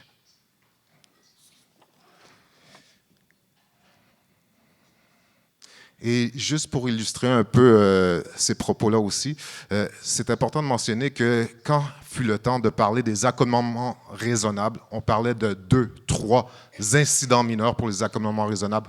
On parlait du YMCA, où est-ce qu'il y avait des vides givrés, ça s'était réglé. On parlait d'une personne qui avait porté une kirpa, et ça aussi, ça avait été réglé. On parlait de 3 enjeux, et on a fait une tollée dans les journaux, surtout grâce à Québécois, qui a voulu envenimer ce débat-là. Et on en a parlé constamment, et on a eu une commission sur les accommodements raisonnables, qui a fini par se solder pour dire que c'était un enjeu de perception, comme tout le monde le savait déjà. Mais là, on parle d'enjeux qui appauvrissent économiquement des personnes, qui enferment des personnes, et ainsi de suite. Et ça, on ne veut pas parler de cette conversation-là. Et non seulement ça, le racisme systémique est tellement fort que quand on a vécu cette conversation-là, c'est les médias qui en parlaient. Et il y avait seulement une représentante dans les médias écrits qui était issue des communautés qu'on racise et qui défendait cet enjeu-là. Et je me dois de la nommer parce qu'elle a fait un travail quand même assez commensurable. C'est Rima El-Khoury. Et regardez vos journaux aujourd'hui. Si vous regardez le Journal de Montréal, trouvez-moi une personne qu'on racise. On dit le Journal de Montréal. La population montréalaise, c'est 1 personne sur 3 qui sont issues des communautés qu'on racise. Donc 33% de la population. Et il n'y a personne dans le Journal de Montréal qui est issu des communautés qu'on racise. Si vous écoutez la radio la plus écoutée au Québec, 98.5, vous avez environ 15 animateurs, vous avez une 50aine de chroniqueurs, chroniqueuses, et ainsi de suite. Et il y a encore une fois plus personne qu'on racise dans cette radio-là. C'est scandaleux. On devrait vraiment commencer à flipper les tables et commencer à manifester contre ça parce que ce n'est pas une diversité d'opinions. Ça ne représente pas notre population, ça ne représente pas ce que nous sommes. Et à ce moment-là, quand on se met à avoir des combats pour dire il faut qu'on parle des enjeux comme le racisme systémique, mais on est capable de l'évacuer. Parce qu'on est complètement écarté de la map quand vient le temps de parler dans les médias, parce que les médias, sont une fois plus, font partie du racisme systémique. Et je ne parle même pas des politiciens et des politiciennes. Donc, tout ça pour dire, quand on regarde les personnes incarcérées, le nombre assez élevé, le coût d'une personne incarcérée ici au Canada, c'est 120 000 $ par année. Okay? Je vous l'ai dit tantôt, les jeunes de 18 à 30 ans à Montréal-Nord font moins de 15 000 $ annuellement par année. Imaginez si on donnait à seulement un de ces jeunes-là la moitié de ce montant-là, tout qu'est-ce que cette personne-là pourrait faire pour notre quartier. Je vous répète, les gens qui sont incarcérés, il y a 75% d'entre eux qui sont incarcérés pour des soft crimes. Qu'est-ce que c'est des soft crimes? Les soft crimes, c'est des fraudes, c'est des bris de probation, c'est pas des tueurs, c'est pas les violeurs qu'on pourrait penser, ainsi de suite, mais c'est des prisonniers, parce que les prisonniers, on les aime pas, puis on essaye de les cacher le plus possible. Ça a des conséquences, malheureusement, c'est qu'on incarcère des gens de manière disproportionnée, selon les communautés, et ça crée des injustices profondes. Et tant qu'on n'adresse pas ces injustices-là profondes, qu'est-ce qu'on fait? C'est qu'on crée des campagnes de peur. Et en créant des campagnes de peur, on dit qu'on est menacé par l'immigration, on est menacé par les gangs de rue, on est menacé par pas l'islamophobie, ça on est vraiment menacé par l'islamophobie, mais par les gens qu'on dit qu'ils sont des extrémistes, je ne vais pas nommer le nom parce que j'aime pas répéter ces noms-là, mais de la religion musulmane, et ainsi de suite. Donc on crée des faux discours, et ces faux discours-là deviennent la vérité, alors que la vérité, elle est complètement écartée. Et pendant qu'on est en train de traiter de ces enjeux-là, qu'est-ce qui se passe avec l'environnement? Absolument rien. Même les gouvernements qu'on considère de gauche, ceux qui disent des gouvernements progressistes, moi je préfère dire des faux graissistes, même ces gouvernements-là ne mettent pas des positions assez tenues sur ces enjeux-là. Donc, on se ramasse à avoir pratiquement zéro politique et un gouvernement qui va acheter un pipeline et qui croit que c'est la solution pour le pays. Et qui va le faire traverser sur tous les territoires autochtones, alors qu'il dit qu'il défend les intérêts des personnes autochtones en plus. Et je reviens encore une fois plus à Montréal-Nord et je vais terminer bientôt là-dessus. Si on regarde la situation de Montréal-Nord, je vous parlais des logements. Il y a le quartier Nord-Est, qui est le quartier le plus densément peuplé il y a 7 ans de cela au Canada, où est-ce que la population est la plus densément peuplée à travers tout le Canada au grand complet. C'est un des plus gros îlots de chaleur qu'il y a ici, à Montréal. Et en 2008, il y a des jeunes qui habitaient ce quartier-là et qui ont décidé d'aller jouer dans un des seuls parcs de ce quartier-là, sont allés jouer au dé. 54 secondes après que la police soit arrivée, on a eu une des plus grandes fusillades sur des citoyens de la part d'un policier. On a un jeune du nom de Freddy Villanueva, alors qu'il sort, ces jeunes-là sortent de leur building, pour respirer, pour aller dans un parc comme n'importe qui. Ils jouent au dé, mais jouer au dé, c'est un problème. Parce que quand tu es une personne qu'on racise, mais malheureusement, on contrôle encore plus. Et quand on contrôle encore plus, tu es plus sujet à être interpellé et violenté par la police jusqu'à la mort. On va se ramasser à tuer Freddy Villanueva alors qu'il est dans un parc, je vous le répète, à jouer au dé. Et il va y avoir 2 autres jeunes qui vont se faire tirer. Un qui va se faire tirer dans le dos et un qui va se faire tirer dans l'épaule. Et ce policier-là ne verra jamais des accusations. Et non seulement ça, il va recevoir une promotion parce qu'il est tellement un bon tireur d'avoir tiré 3 personnes.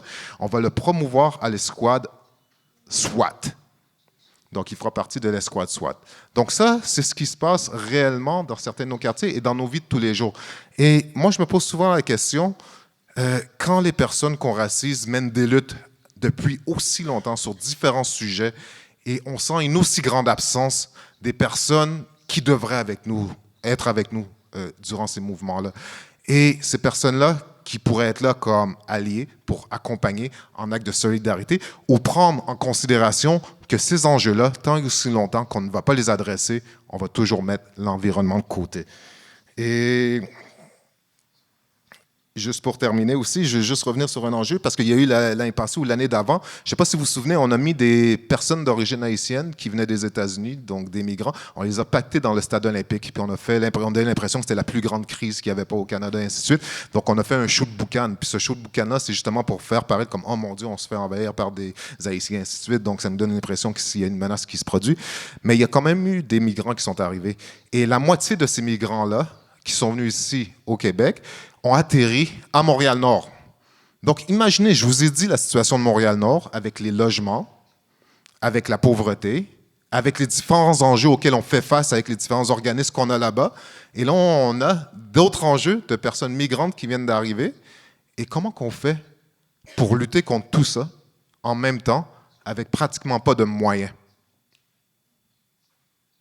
Ça, c'est les réalités de Montréal-Nord, malheureusement, mais c'est les réalités des personnes racistes. Puis je pourrais dire d'autres quartiers aussi.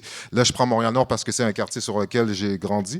Donc, je pourrais dire la même chose pour Parquet, je pourrais dire la même chose pour différents autres quartiers. Et l'autre chose que j'aimerais dire avant de terminer, c'est qu'on pense toujours aussi que pour l'environnement, la solution, elle est toujours, tu sais, les pays occidentaux, c'est toujours, la solution, elle est technologique.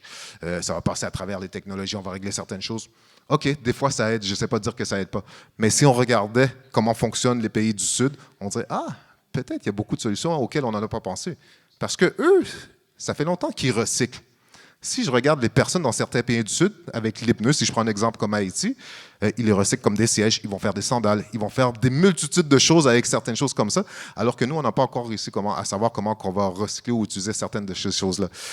Si je prends l'exemple de Wangara Maathai, qui est la récipiendaire du prix Nobel de la paix, elle luttait contre la déforestation déjà depuis longtemps pour combattre les îlots de chaleur et ainsi de suite. Si je prends l'exemple de Thomas Sankara du Burkina Faso, lui, il luttait contre la désertification du désert aussi, déjà depuis longtemps aussi. Il voulait s'assurer qu'on consomme beaucoup plus localement, donc il a commencé à bâtir des choses, des lieux pour créer de la nourriture beaucoup plus localement pour pas qu'elle soit importée de l'extérieur. Si je regarde un autre endroit comme Haïti, on regarde la permaculture. Nous, on est des adeptes de monoculture, on fait des estis de gros champs avec un paquet de blé d'Inde, puis that's it, that's all, puis ça devrait être la seule solution. Tellement qu'aujourd'hui, 75% des mets qu'on consomme aujourd'hui proviennent de 5 animaux et de 12 à 14 espèces végétales.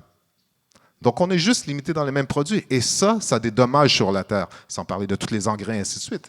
Donc, tout ça pour dire que quand on fait de la permaculture depuis longtemps, comme on le fait en Haïti, des endroits comme ça, ça permet véritablement de prévenir et de sauver un peu notre planète. Donc, peut-être on devrait s'inspirer un peu plus de ce qui se passe chez les pays du Sud, parce que même si on dit que c'est des pays sous-développés, notre développement est en train de nous mener à notre cause. Et c'est notre peine capitale. Et la peine capitale, elle est associée avec le capitalisme. Et si on parle du capitalisme, le capitalisme, sa racine, sa base, c'est le racisme.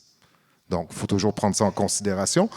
Et j'aimerais prendre les propos de Chavez maintenant. Je sais que mon temps commence à couper. Non, je vais juste dire une dernière statistique qui est quand même importante, je m'en excuse.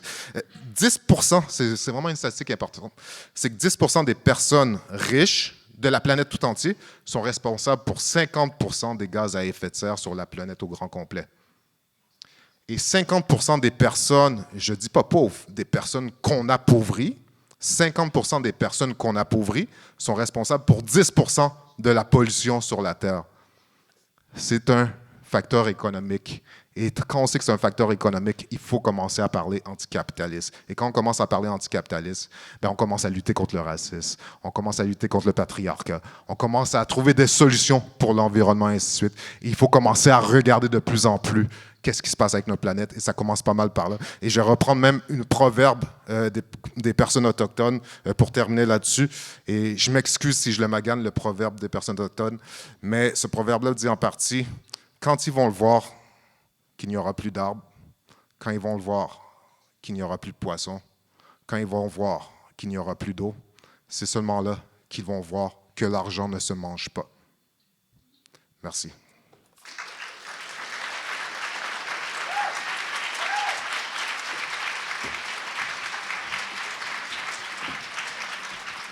Merci, Will. Thank you, Will.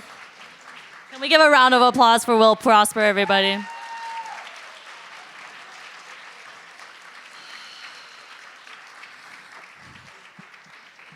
Again, I remind y'all to take breaks as you need. Plenty of food, drink, donate over here to my left. Your resources, your time, your energy to help with all of these incredible movements and groups that are doing such incredible work. We are so excited for our next speaker, Ellen Gabriel. She began her public activism during the 1990 siege of Ganasatake, or also known as the 1990 Oka crisis, and was chosen by the people of the Longhouse and her community of Ganasatake to be their spokesperson. The 1990 Ganasatake siege transpired when the municipality of Oka and private developers decided to appropriate the common lands in Ganasatake to expand their 9-hole golf course. Since 1990, Ellen has worked consistently and diligently as a human rights and environmental advocate for the collective and individual rights of Indigenous peoples. She currently works as a cultural consultant for the Ganasatake Language and Cultural Center and is a board member of Gontenonzats, the Mohawk Language Custodians Association. She remains a vigilant advocate for gender equity, justice for murdered and missing Indigenous women, the revitalization of Indigenous languages, culture, tradition, Indigenous peoples' rights to self-determination, and climate change. Can we give a warm welcome to Ellen Gabriel to the stage?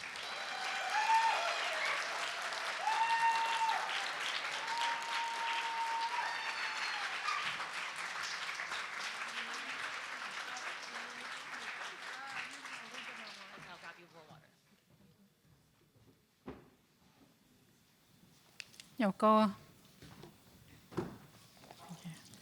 Sego se wa kwago wat kun waradu ji desaweka gi se wani sarade wagaskana gi ji tachitina waradu nene kwago te dawanara tachitina waradu nene ga sansta sarasa oyera kati sagwas na yun chats tano waganya to tano ganya kahaga ga do da tano gana sata ga ganagara.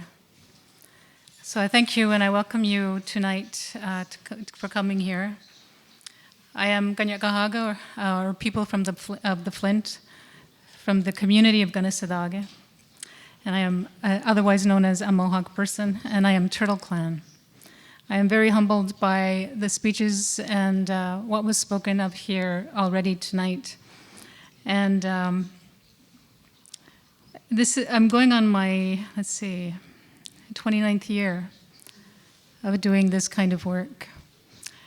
And it always amazes me that we're still speaking about the same things. That every time there's a new government, we have to re-educate. Every time there is a new group, another generation, we have to re-educate because it's not being taught in your schools. And I thank Vanessa for, I was waiting for you to quote me. I'm kind of curious as what you would have quoted me as. But I thank you, Vanessa, for the work. I've known Vanessa for a while now, and I'm very happy to see the youth taking on this struggle, this continual struggle, this centuries-old struggle that Indigenous people have had since settlers arrived here over, 400, 500 years ago.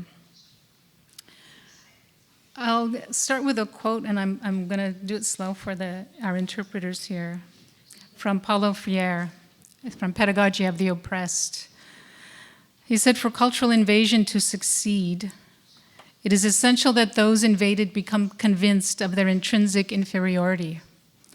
Since everything has its opposite, if those who are invaded consider themselves inferior, they must necessarily recognize the superiority of the invaders.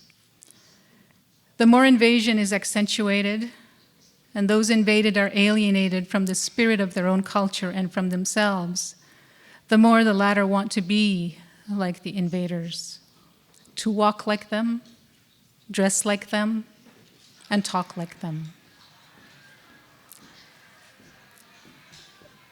So we got some music going here, so I won't compete with the music there for a while. But this essentially encapsulates colonization. The live streaming is, the crowd is on the other side. There's a party going on somewhere else anyways. But I want to thank the organizers for doing this because I've been to many discussions about Indigenous people's rights, about environmental racism, and to see that this is, there's another generation that is still interested in making change. My generation is going to wait on your generation to really make the significant changes that are needed to take us out of this way of living that we are all living. I mean, we're all contributing to climate change. We have all contributed to the kind of consumerism that is indeed something that everybody relies upon today. So I'm convinced that the generation that is here, and your babies will be the ones who will really make the change, but there will also be the ones who will take on carrying on the solutions and cleaning up the mess that was made by the Ronald Reagans and the Donald Trumps of this world. And before that, from the John A. Macdonalds and Duncan Campbell Scotts of this world, who continue to exist in various forms, who continue to push the legislation that is required to continue to oppress people. We are all oppressed. We all have been convinced that in order to be acceptable, we have to vote a certain way, we have to look a certain way, we have to dress a certain way, and we have to like certain things. We've all been convinced of that. When I was in high school in the 1970s, I remember one of my teachers talking about advertising and the power of advertising, and it really kind of made me start thinking about how we are convinced to be who we are. Are we really free to choose who we are? And I know that for Indigenous people, even the definition of who we are as Indians, and that's the legal term under the Indian Act, they still try to define who we are. And there's a lot of resistance currently, and actually long before my generation was born, to try and change that. What is an Indigenous person? What is oppression? What are the things that we have in common as human beings? That is the key to understanding what we really need to work on, is what are the things, the commonalities we have. And I sincerely believe that if Canadians understood who we are as human beings, we would not have this problem of having our rights respected. If Canada truly was a leader in human rights and respected human rights, truly, truly respected human rights, then Indigenous people's rights would also be respected. It's not a matter of whether what is right or wrong. If the law is to be applied in a certain way, then we have the right to our sovereignty. We have the right to protect our lands, our resources, our people, and not to be oppressed anymore. And to be able to protect our people and our lands as we see fit, not as how the authorities see fit. The authorities who are doing the dirty work of the corporate-controlled politicians and governments that we see today. We have never been more forced into the same melting pot as human beings right now as we are today. Every child is suffering from some sort of breathing disease, and we're all getting those diseases. We're all getting the kinds of things, as Vanessa talked about, things that we cannot see. And as we move farther and farther away from those original instructions that teach us how to respect the environment, how to live with the environment, and to use the languages that our ancestors used into nurturing that relationship we have with the environment, as we move further away from that, we're also moving further away from the solutions to surviving climate change. One of the things that we know as human beings is that when babies are born, they need to be held. They need to be touched. They need to be nurtured. And that is in any relationship. You need to feel that you belong somewhere. And for the millions and millions of disenfranchised people around this world, because of the Trumps and the Reagans and the Mulroneys of this world, for the millions, or if not billions of people, we are looking for an answer, and we are in a revolution. It's not starting a revolution, we are in a revolution. Revolutions don't necessarily have to look so obvious. It may be a quiet revolution, but it's a revolution nonetheless, because people are still speaking out against corrupt governments. In spite of their pretty faces, we know that they lie to us, because the truth eventually comes out. Whether the truth comes out in our lifetime or it comes out after someone has passed, the truth eventually comes out, because people can't help but tell a secret. Who here can keep a secret? Like when someone says, can you keep a secret? Don't tell anybody. Does everybody do that? Or do you actually say, well, like someone told me not to tell you, but I have to tell you. Right? And all you giggling, I know that you've done that. That is human nature. It is also human nature to feel like when you are in a corner, that you are going to do everything that you can not to be in the corner. And as Indigenous people who have been fighting land dispossession, who have been told by the invaders that we are inferior, we have been fighting back for generations from that corner. We have been fighting the kinds of corruption that you see today. And we have organizations that, for all their good intentions, are not doing the proper kind of advocacy work on behalf of our rights as Indigenous people, as human beings, because they were coerced by the funding agreements they get from governments. That they have to do whatever the government's criteria is, whatever the theme is for this current year, decided by bureaucrats who are unelected and who advise the politicians who are elected. And it's a very, very dysfunctional sort of reality that we as Indigenous people face. It's a dysfunctional reality because the people that are chosen or elected by communities, Indigenous communities, really are they themselves looking for answers. And because government props them up as the authentic authority, they all think that all of a sudden knowledge will come into their brain and that they know how to make decisions for everybody.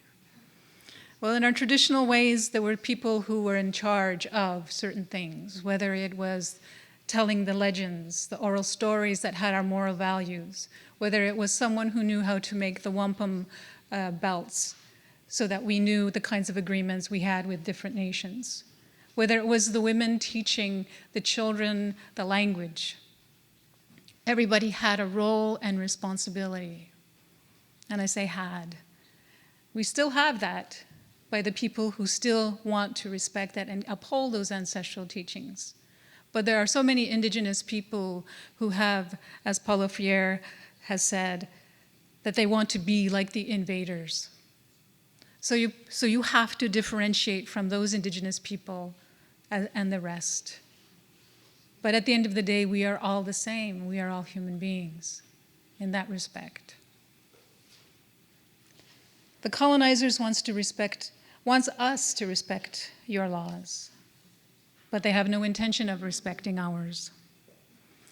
And as Beverly McLaughlin has said, and this is something that we introduced to Indigenous people in Canada and to Canadians, Aboriginal rights from the beginning have been shaped by international concepts, More recently, emerging international norms have guided governments and courts grappling with Aboriginal issues.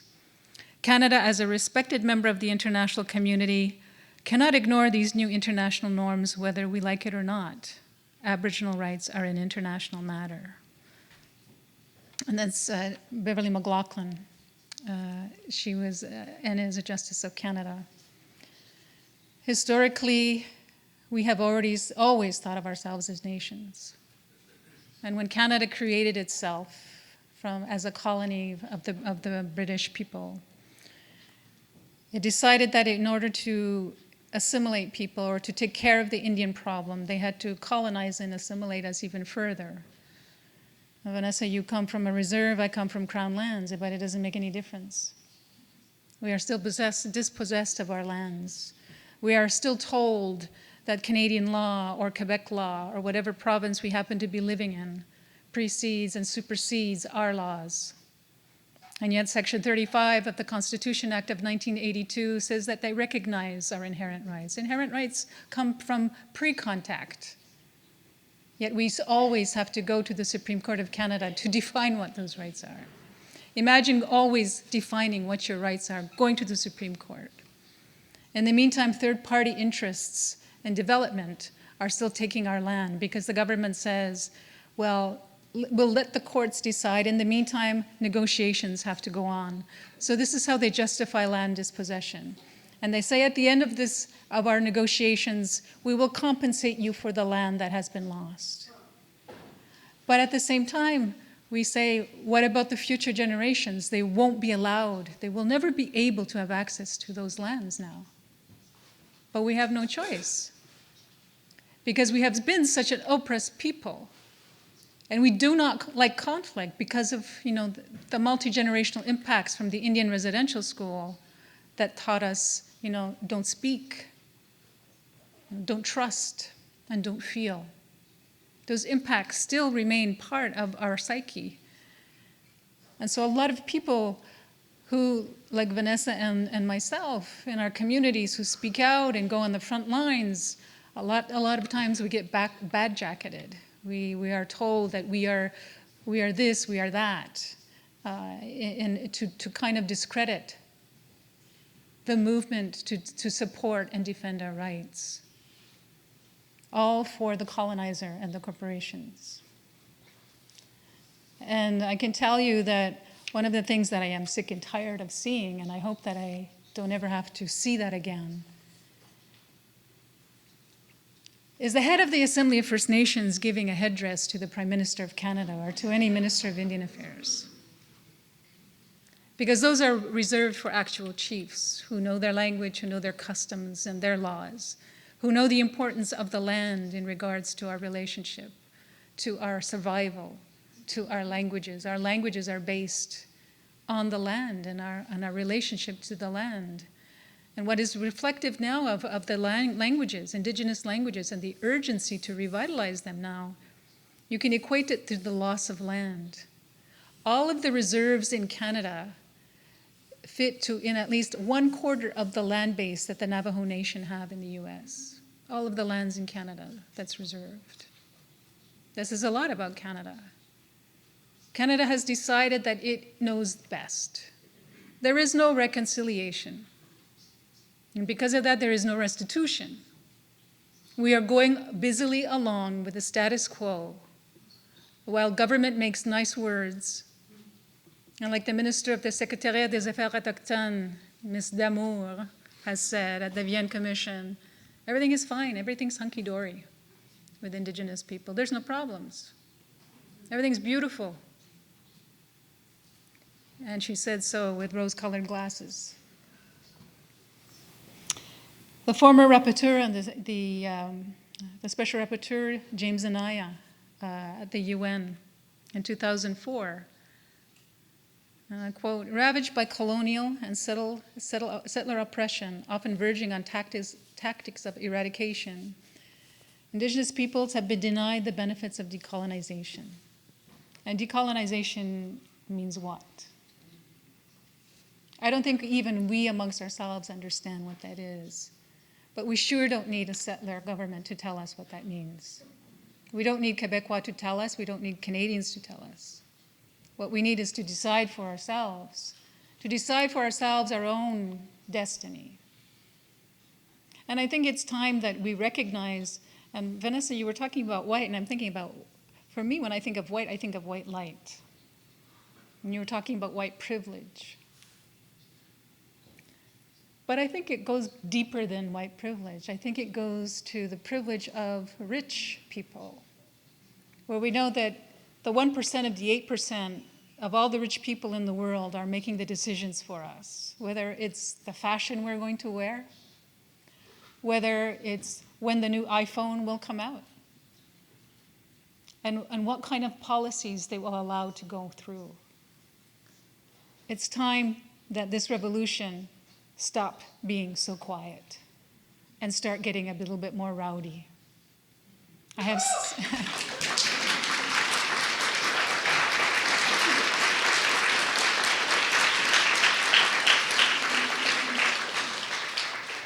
I have seen the ebbs and flows of activism, Indigenous activists, whether it's people wondering where Idle No More went to, or whether it's people talking about the UN Declaration on the Rights of Indigenous People and why the government is not supporting Bill 262 to implement it in Canada. And each and every one of you here has an MP, whether you come from this province or not. You urge and pressure your MP to implement, for them to support and pass Bill 262 so that the UN Declaration can be implemented. Because it's not enough to have it in Section 35. Section 35 is too vague. But for Canada to uphold its international human rights obligation in respecting the rights of Indigenous peoples to self-determination. Self-determination is a huge word, but it comes with it the kind of control and freedom we have and that we've badly needed for all these centuries that we have lived in the secrets of Canadian society, in the unknown stories and the silence of Indigenous children, survivors of Indian residential schools, to the silence of those activists who have been oppressed because they were too radical. Their words were too strong. We would never achieve the kinds of goals that we have if we listened to the radicals like Mary Tuax Early, like Art Manuel, and many others who have pushed for us to be at this point. We are standing on their shoulders. We are standing on the shoulders of those people and those allies who with us wanted justice for Indigenous people, wanted justice for the poor. Because what we have seen is we are living in one of the most richest countries in the world, and yet there is poverty right in your backyard. There are children who go to school without breakfast because their parents or their mothers are not able to provide them the food that they need. There are children who are freezing in the cold, or people who are living in the cold. People with mental health issues who were pushed out the door because a Liberal government decided that we're going to clear all the psychiatric wards because it's too costly. Everything is about cost. This is not about rights. And any politician who is honest enough to tell you that it is, at the end of the day, about economics, if they say that, then they are worth having you as their representative. But I don't know many politicians who will tell you that it is all about economics, how much it costs. It's the Treasury Board of Canada that actually makes the decisions about whether or not there will be changes.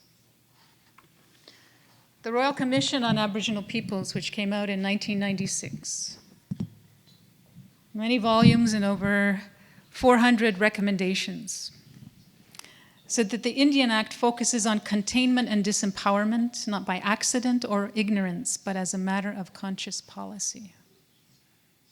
Conscious policy, that's what we have. That's what we can rely on. We can rely on the government not to do the right thing because it's too costly. And I can tell you that as a person who met a SWAT team, as Will talked about. I actually stood this close as the people in the front row are to a SWAT team with weapons held at our heads and our hearts, women who didn't have weapons. And that's one of the things that they don't tell you about the crisis in 1990, when we were protecting our lands, was that the women went 3 times to the front, endured different kinds of concussion grenades and tear gas, and had weapons held at our bodies by a paramilitary squad. Quebec was the first government in North America to create a paramilitary squad. They were the first to have a tank. And the US has followed suit because there's too many people to control. But it's easy to control us now, and it's easy to know what they're doing. Back then, they had to tap our phones. There's no problem now. This is doing it for you. You can tell the government, yes or no, but it doesn't matter. So I want to talk about something, and I know we're talking about environmental racism, but I think there's something that we need to take a look at. If we look at through a trauma-informed lens, we will see where we have come from and why we are where we are today. And it can help us get to the future of where we want. Because I can tell you as oppressed people that multi-generational trauma is everywhere in our lives, and everywhere that we go, everywhere that we look in our communities. And it's very difficult to trust. I talked about the effects of colonization, and in the Indian residential school is we don't trust. We don't trust easy. And it took me a long time to be able to speak, not to be silent anymore. It takes a lot of courage and it takes a lot of energy. And that's what I need you to do. I need you to have the courage and the energy to be able to speak out in a respectful way. Not the way the trolls that, on Twitter or whatever, not like that, but to educate your children, your families, your members of parliament, your MNAs, to educate them. Because we've been trying to change the curriculum, but it's not working because we're just Indigenous people. We're the people that have been dehumanized for centuries and only been now recognized as having human rights. We are the people that allowed the settlers to survive on this beautiful continent. The first UN Special Rapporteur, Rudolfo Stavenhagen, had said that after a first century of contact, 1 century of contact, 3/4 of the indigenous population in the Americas were dead from war and disease, from genocide. There are many stories, Cortez and his men eating indigenous people, killing babies, smashing their bodies against rocks. This is the history of white settler colonization in the Americas. It needs to be told. It's a ghastly story. It's a horrific story, and it's one that I think is the reason why so many of us are grieving as Indigenous people. And when I first came in the door, I heard the sound of the drums, and I don't know who was drumming, but I want to thank them for it, because that is part of the richness. We are not just survivors. We are not just victims. We have a rich culture. And I want our children and our youth to be proud of that. I want them to be able to shine. Imagine if we didn't have all this garbage that we had to deal with and oppression on a daily basis, how our literature would be in our language, how our art would be, how our music would be. We only see pockets of it, of those bright lights shining. And someone, I think, Will, you were mentioning something about the GMOs. Well, if people, about GMOs, right? Then Dennis Shiva was one of the first ones to protest that it being used in India because there's so many people in India that we don't know the long-term effects of genetically modified organisms. Corn being, Monsanto being one of the leading culprits. It's changing our DNA. The studies show that it's changing our DNA, and since whenever it started. So it's also changing the DNA of the babies that are being born today. So we don't know what humankind will look in the future. What we do know is that they will have the same needs as we do. They will have the same fears as we do. They will have the same faults as we do. Greed, whatever kind of diseases we have today might be amplified. So when I was taught in my ancestral teachings, we have to look for 7 generations ahead, it was really, that's what we need to be thinking about. What are we doing today that will help the babies of today when they have their families? What are we doing for them today? And, as someone who's been doing this for 29 years, I am mentally exhausted. I am tired. And it takes a lot of motivation for me to just go out the door and speak. But I can tell you that I'm really thankful that I still have these opportunities to do so. Because as this next generation who will make change, you need to know your history. You need to know where you've been. You need to know what your people have done here on this beautiful part of this little blue planet floating around the sun. You need to know that history. And I don't care if you are, whatever race you're from, or how many generations you've been here. What is the history? What is the impact that your family has had on this land and its people? To think about that. Think about it, and what are you going to do to change that trajectory that we're on right now? What are we going to do to bring about the kinds of positive changes that need to happen? Well, let's look at people like Tesla, a brilliant man who died in poverty, bad-jacketed because he did not play the game well, who invented so many wonderful things that we're using today that could be free. To be free, to not have to worry about Hydro-Quebec, to not have to worry about how much it's going to cost you to travel somewhere to see your family who have moved away, to not think about your impact, your carbon dioxide emissions that you do on a daily basis. When you drive your car, when you get on a bus. And as you know, last year, you all own the Trans-Canada Mountain Pipeline. So what are you going to do about making that change? If we do have a relationship, if we're going to have real reconciliation, not the kind of reconciliation that is, Justin Trudeau's version or Paul Martin or Jean Chrétien or whoever, but real reconciliation, you got to change the education that's going on in your schools. And you need to do that yesterday. You need to do that in a way that brings in the voices of the First Peoples of this land. We have been silent for too long, but I thank you for allowing us to speak now, for listening to us now. I know my ancestors would probably, if they were to travel in time and come to today, and they would say, wow, there must be some progress that's being made, because we were put in residential schools where we were punished for speaking our language. We were taken from our parents. And look at you, you don't need a pass to leave the community. You're actually able to drive a car and come here on your own.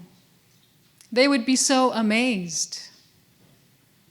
That is the extent of progress that we have made, but there is so much more to go. So I want you to think about that.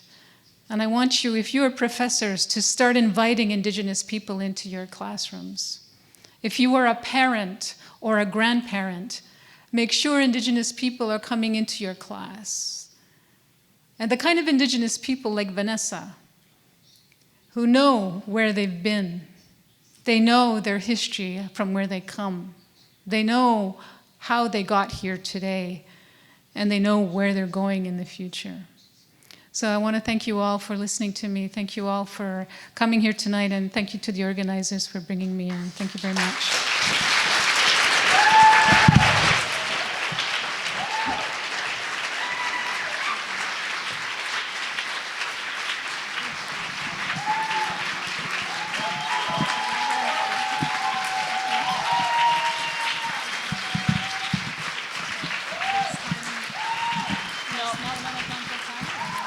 There's time for a panel, but you have to leave now because it's almost late.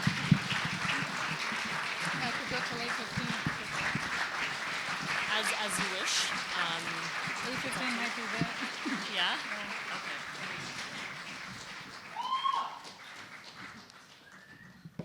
Let's give her another round of applause for Ellen Gabriel. Okay. So we're going to enter into the next portion of the night, which is the panel. I invite all the speakers to come back up here. Just letting y'all know, unfortunately, Ellen needs to leave a bit earlier, so she'll only be joining the panel for a short moment of time. She's requested to be on the panel for an extra 15 minutes, so yay. But let's just give a big round of applause to all the speakers that and their incredible work that have come up here tonight. Okay. Can you remove the, great. Can we get some volunteers to bring some glasses of water up for the speakers, please? So I would like to introduce our moderator for the evening. You want? There is. Remove the podium. Definitely remove the podium. Yeah. I would like to introduce, our moderator for the night, Bianca Mugyenyi. Yay, yes. Bianca Mugyenyi is an activist and author based in Montreal. She's a co-executive director of The Leap, an organization that exists to confront the intersecting crises of climate change, racism, and inequality. She has spent the past 15 years organizing with social justice initiatives, including Haiti Action Montreal, Missing Justice, and chaired the Canadian Federation of Students Quebec. Before joining the LEAP team to help coordinate the launch of the LEAP Manifesto, she led campaigns and programming at Montreal Centre for Gender Advocacy. She is co-author of Stop Signs, Cars and Capitalism on the Road to Economic, Social, and Ecological Decay. Can we give it a round of applause for our moderator, Bianca? Yay. All right, here you go.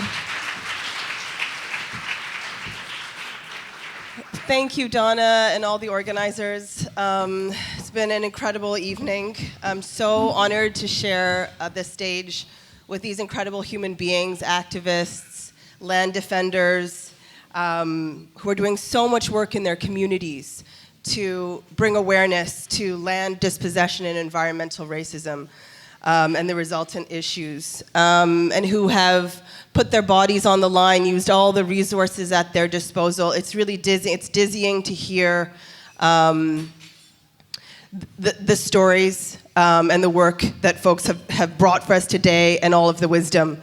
So I just want to thank you for your leadership and thank you for giving voice to your communities. So I have some prepared questions, but I just want to let the panel know that we don't have to stick to them. And also that you're very free to ask questions of each other at any point as well. So just go with the flow as the conversation unfolds. So I just want to start by saying that, I'm incredibly inspired, but also a little bit heartbroken to hear just about the devaluing of our lives as Black people, Indigenous people, folks of color, and but still inspired. And I'm sure that many people in the audience are very inspired by the work that you're doing. And so my first question is about where does the energy come from? You inspire us. What inspires you? We'll start with you, Ingrid. Young people and students.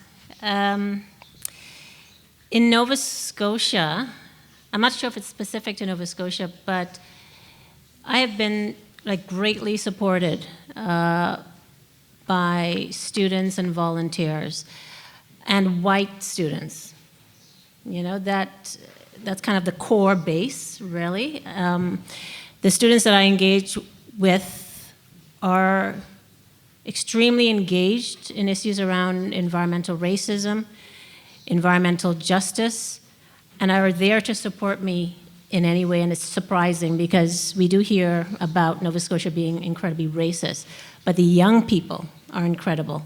So, I mean, this has been, as I said, a long journey, and I entered this project very naively. I didn't know how tough it was, and at times, I get tired, and I kind of wonder what's next. And inevitably, somebody comes to my office, typically a student, and takes me down a different path. So the project, when I think the project is ending, I meet somebody new in my office, typically a student, who gives me another insight or gives me an idea. And I typically like to take on new ideas. I'm never closed off. I see anybody who wants to see me. So if somebody wants to see me, student or otherwise, I always say yes, because I've learned over the past 6 years that has allowed me to keep this project going with new ideas, new fresh ideas. So it's I am a very strong person internally. I think this takes emotional, internal resilience, and I think I was gifted with that. Maybe when I was born, I just happened to be a very strong person emotionally. So I think that helps. But also, it's the students, the young people who have continued to energize me. And I find it fascinating. It's very frustrating, but this issue is fascinating. And I've also started to look at it in a broader way. So when Will was talking about police violence, criminalization of Black communities, I've been starting to read authors who talk about the need to open up the discourse around environmental racism to look at other environmental issues. And I think of David Pello in the United States, who says that the Black Lives Matter movement opens up a space to talk about the many ways in which our structures harm communities, Indigenous and Black communities. So what has kept me going recently is to find ways to reconceptualize environmental racism much more broadly, where I can start to talk about housing, and I can talk about employment and labor and policing in a way that engages a broader community, particularly for those in Nova Scotia who are not that engaged. So the Black community, the African Nova Scotian community, not too engaged in environmental racism. Indigenous communities, yes. So I've been thinking about how do I engage Black communities more, because they seem most interested in policing. That's the issue that Black communities tend to be engaged in. And I thought, well, if I conceptualize this differently, more broadly, environmental racism, the racism within our environment, including policing, that perhaps that's a way to engage Black communities more. So these new ideas and reading, and of course students, as I said, have kept it fresh for me and have energized me. Thank you.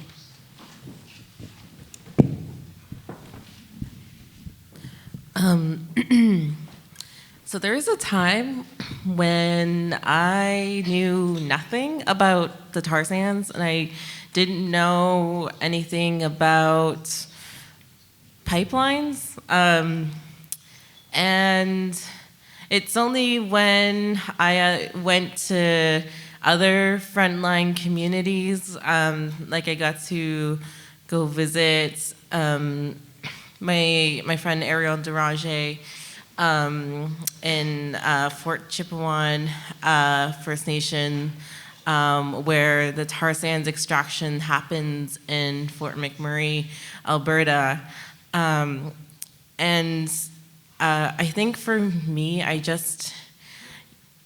often feel like really lonely in what I do now, but like a lot of other women who are fighting for their future, their children's future, are lonely. We're all like kind of spread apart. We all have different companies coming at us in different directions.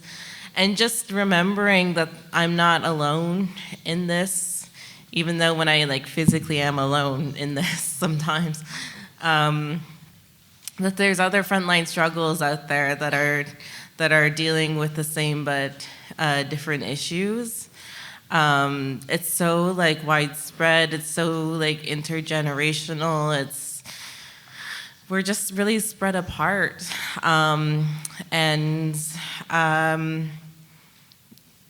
the struggle continues. There's so much hurt that continues to be put on us, and you know, the emotional labor adds up. Like, all the families of the missing and murdered Indigenous women out there are still living day to day without those answers that they deserve. There is Colton Bushi's family, who suffered a great loss when Colton's killer was not guilty of murdering their young son. And that's a current Canadian issue. This is not just a long time ago. Usually on a day-to-day basis, think of those people and those families that support those land defenders. Like, of course, I don't do this all by myself. Like, I have a two-spirited sibling who taught me a lot, who's 3 years younger than me and grew up just like fiercely connected to the culture and language that, kept inviting me back to culture and language. And I was like, no, that's not cool. I'm not into it. And then it took a lot of like convincing on BZ's part to get me to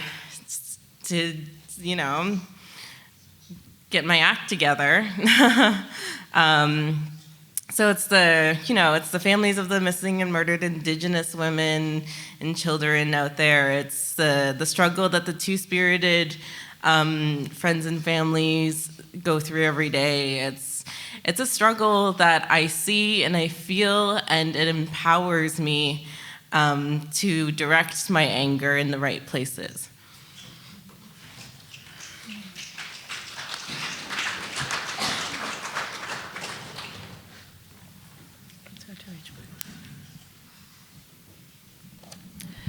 Yeah, so it's an interesting question. I think what inspires me is the hope that I see in people who are seeking justice. The fact that people like my grandmother, who never got to hear the Indian Residential School apology, just to know that generation, as I said, would have been amazed. They would have been amazed to see where we are today. Even though we're not happy about the place where we are, they would have been amazed to see what has happened so far.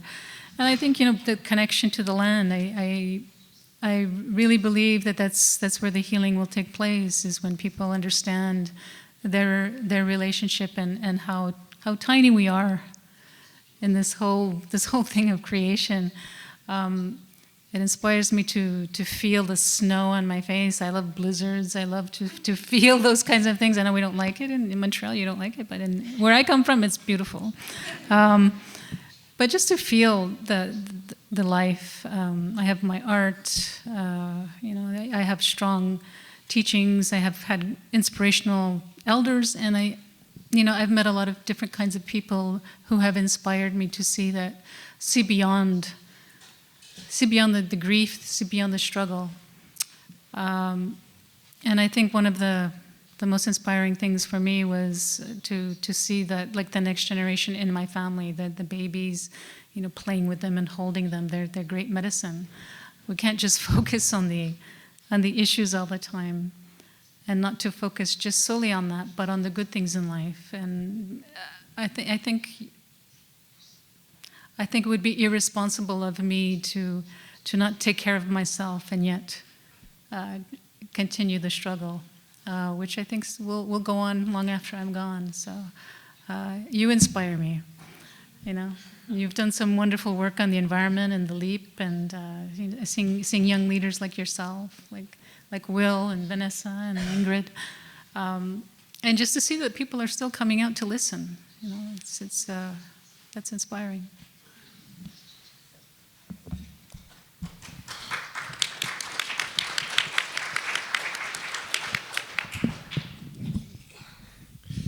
Okay.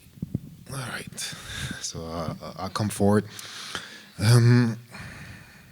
Yeah, I'm just gonna add a few things on what was mentioned, but I think people need to understand most of the time, most of the work that you are doing, Helen is doing as well, we see it as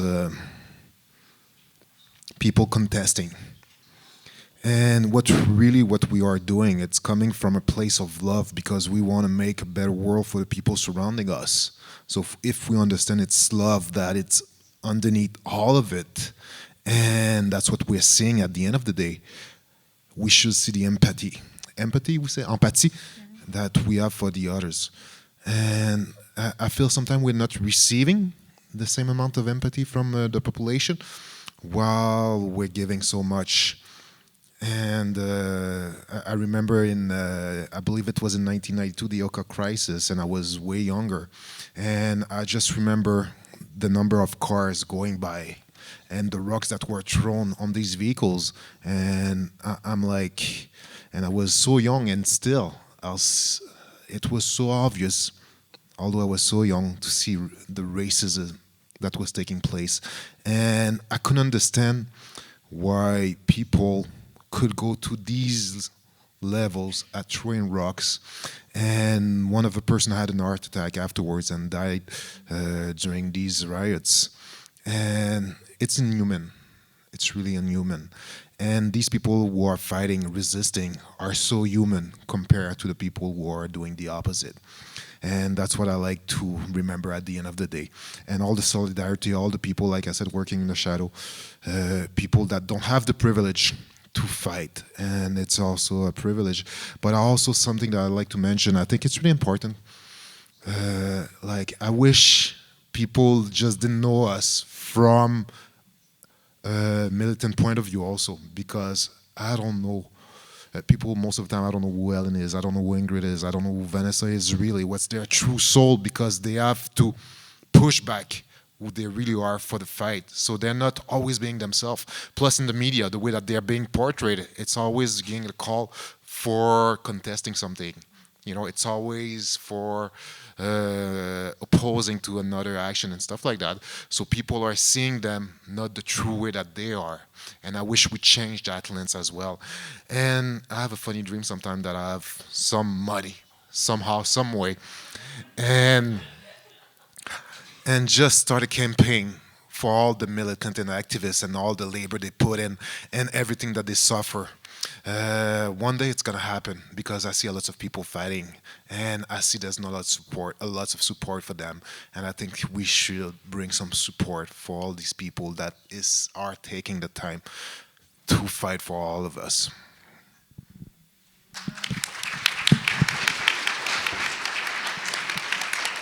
Oh my gosh. Hearing so much solidarity amongst the panelists with activists, and also this idea of, not being alone, connecting to ourselves, to our communities, being inspired by our students as well, those who are teaching.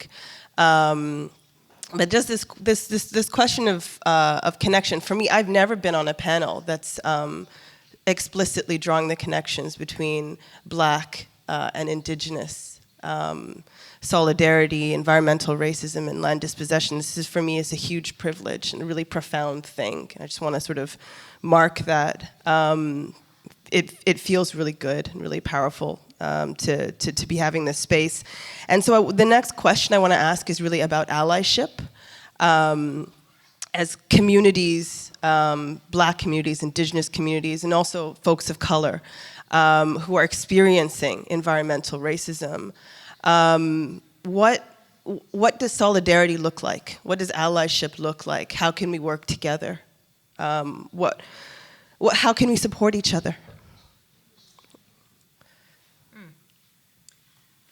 Once again, when I came to Halifax from Toronto, I was naive.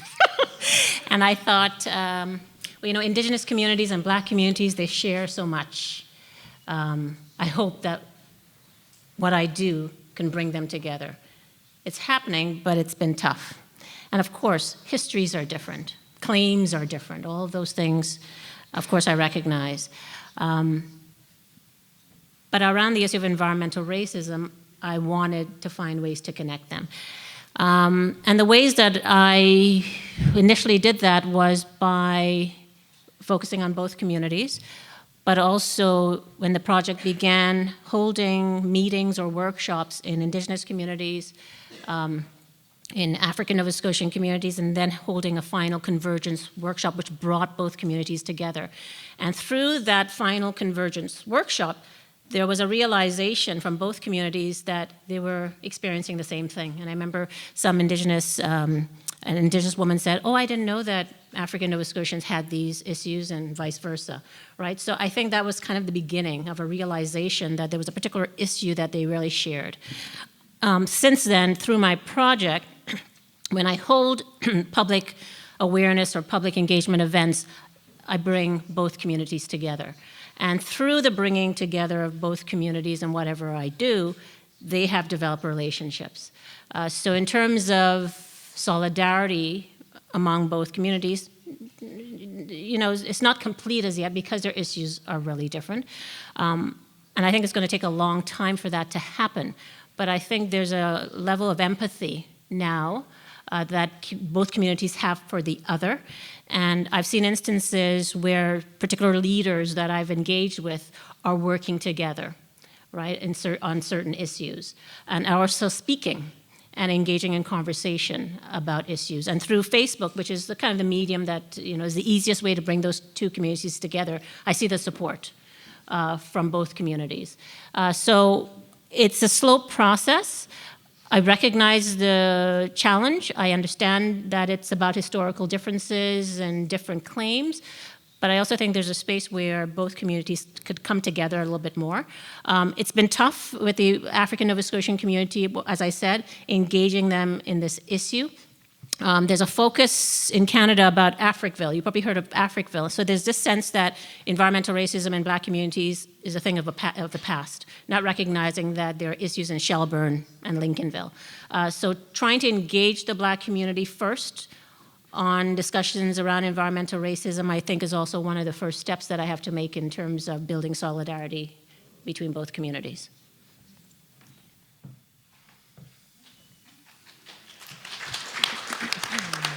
Guess we're just going in order again. I don't know if anyone else wants to go first.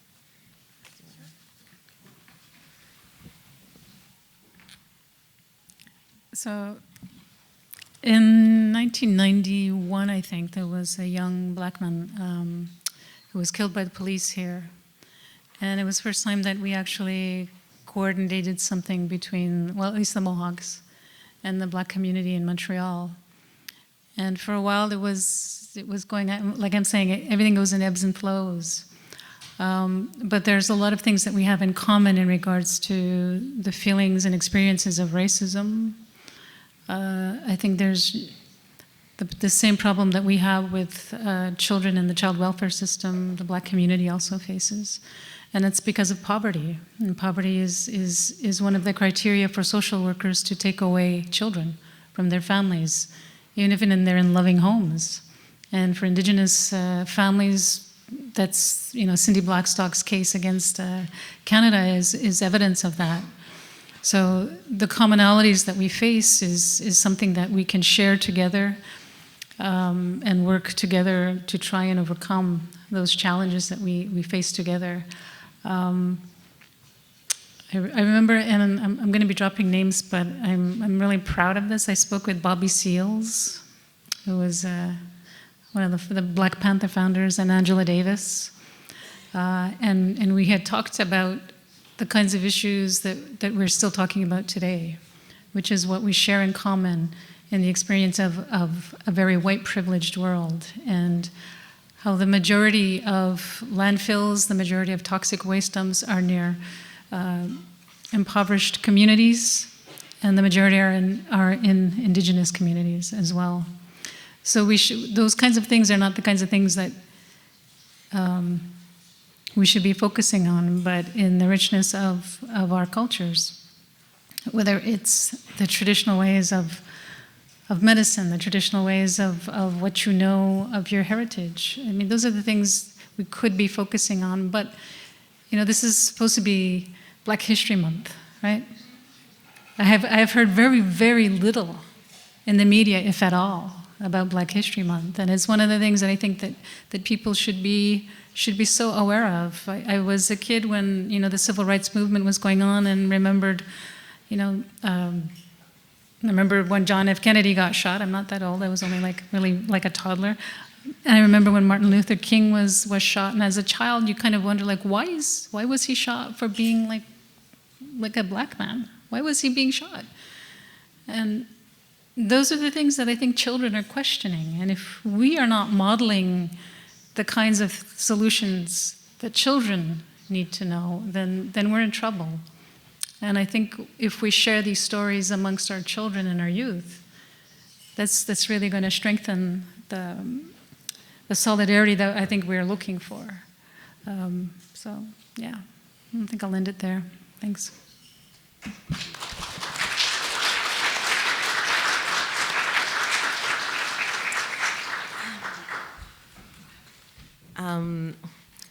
For me, I see, and I know it's not explicitly an environmental issue, but police brutality is an environmental issue. And I think Ellen's story, or when I saw the footage from the Oka crisis and the tanks and stuff, that's what's protecting a golf course at the time. That's what's protecting these pipelines right now. Just the other day, maybe 2 weeks ago, a Anishinaabe man was shot and killed in Ottawa because he had something in his hand outside a mall or something like that. I was arrested on my own territory for shutting down Line 9. And the police threatened to break my neck because my neck was attached to the valve. And, I didn't learn anything about my own history in school, as Ellen had said. This still isn't a part of the public education system. I learned more about the civil rights movement. And I found inspiration when I was in high school, and it hurt to see that history. I knew nothing. I was just a high school kid watching these documentaries, in English class, and just seeing a movement and seeing that hurt again inflicted on somebody else. But I really felt it, where it's a pattern, obviously, that we all face. And I'm also very inspired by what happened across Turtle Island with Black Lives Matter. I think we can be in solidarity with each other in many ways, and I'm still working my way through it. But when we were camping out the police headquarters in Toronto, we all stayed the night, in the middle of the night. It was really, really cold and uncomfortable, and we had to keep the spirits up to get everyone's attention about these unnecessary police deaths in the city. That's an environmental issue. If you can't walk around a city minding your own business without being shot, that is a huge problem. That shouldn't even be an issue, but it is. It shouldn't even be an issue that Canada is pushing through a pipeline, but they are using military force. So, yeah, it's a policing issue, it's an environmental issue, and we can all do better in standing in solidarity with one another.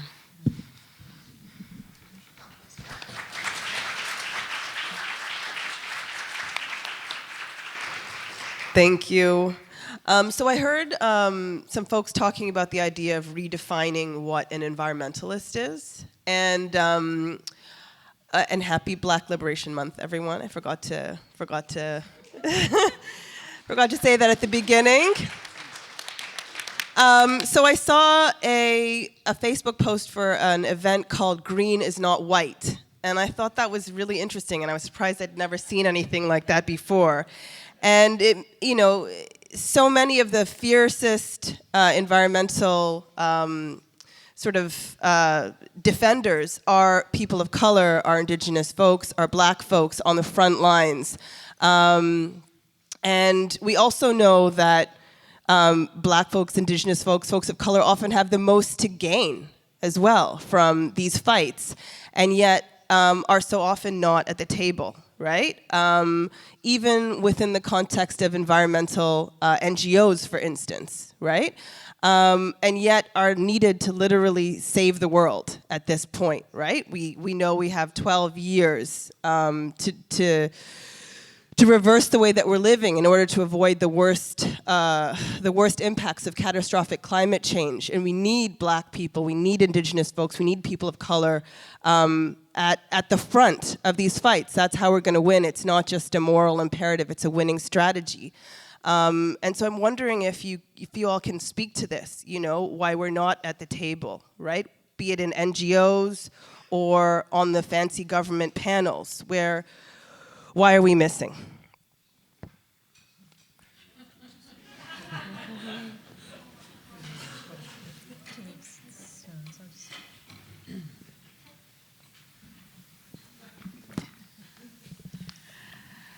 Why we're missing? Well, you have to be a certain, maybe it's how we get our foot in the door, or our foot is in the door, but we're not quite inside. I think the way is through social media. I think it's really interesting that people put so much emphasis on these UN panels, which are very restrictive. The people who are on these panels are usually nominated by states. They have to be approved by states. So how honest are they?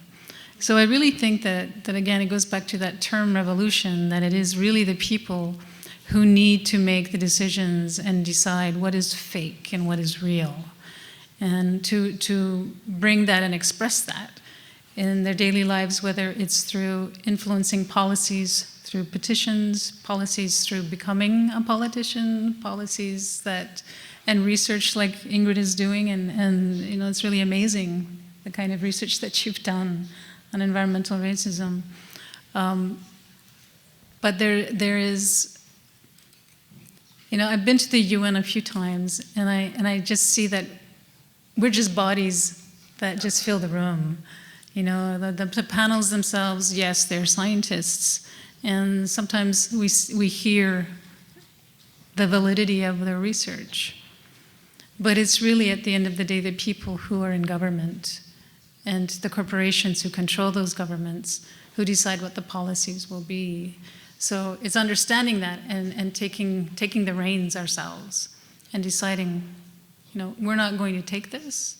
You know, like Will, I think you referenced the yellow jackets in France. You know, make a different kind of color. Who cares the color? Just do it, because I don't think we have 12 years. I honestly don't think. I think we have 5 years at best. And because things are happening now, and we cannot afford to lose any more time. So we have to be it. So I have to apologize, I have to leave. But it's been a great pleasure to be on this panel with you all and to see you all. Thank you very much for having me here. Thank you. Thank you.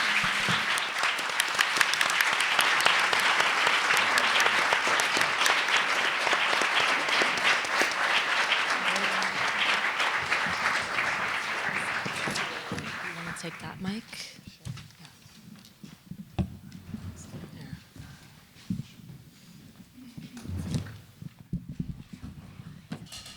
Can we give another round of applause to Ellen, y'all?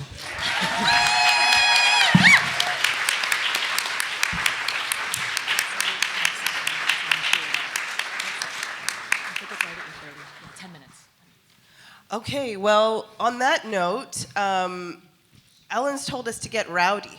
And I heard from Vanessa this idea of radical resurgence. Can you speak more to that?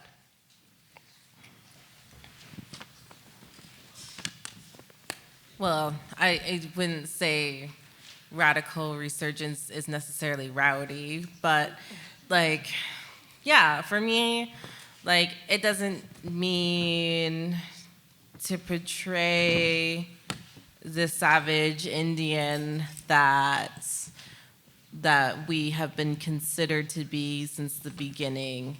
I think radical resurgence means to give that time that was taken from generations before back to the generations today and tomorrow to do that ceremony, that seasonal ceremony on the land.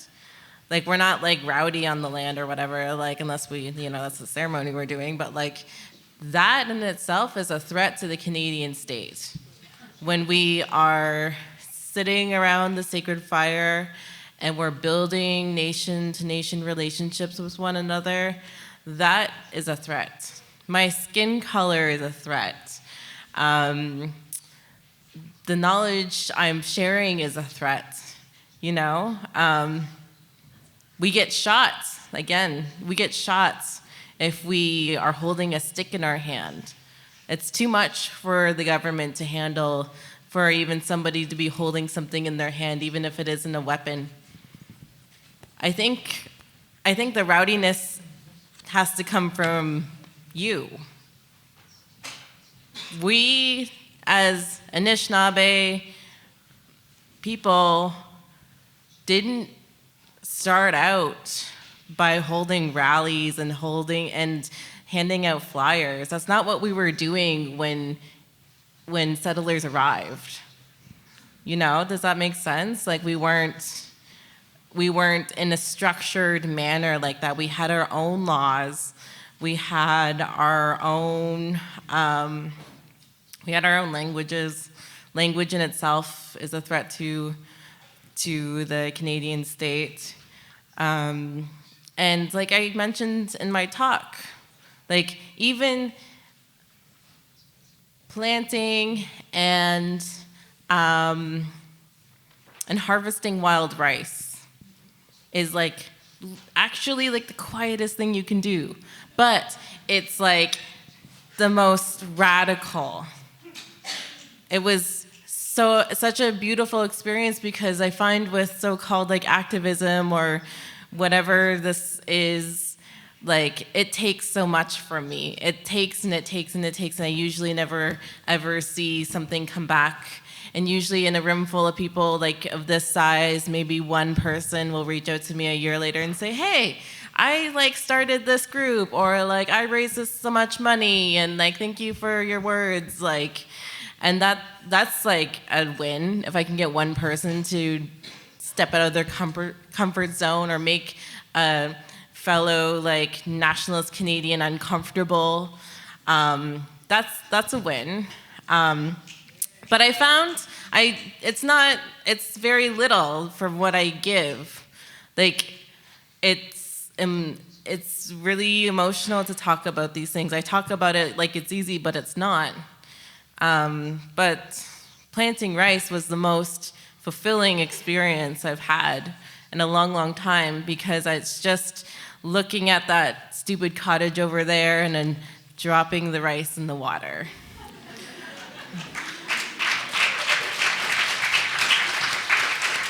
Thank you. My next question is for Will. When you think about the current situation in your community, what are you the most proud of? What are the things that energize you in terms of the work that you're doing and some of the joy that it's bringing you?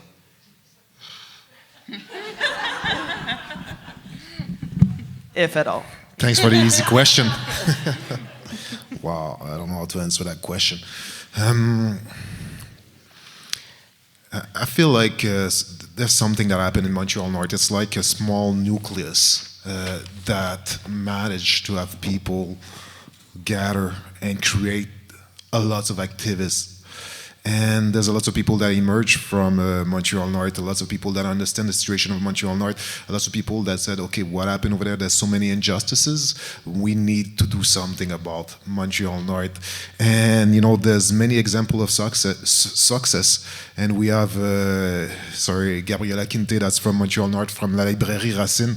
And she is an example of that, putting forwards, racialized books from different author and stuff like that. So, and we have different initiatives that we've managed to have. We managed to have a bureau d'enquête indépendante that study police killing citizen, which is not perfect, of course, that bureau.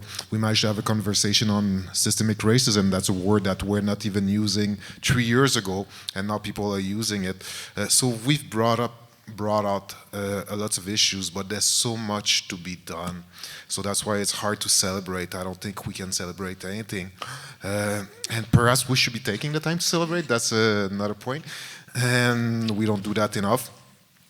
But what we're trying to do also is, we're trying, Hoodstock as this particularité.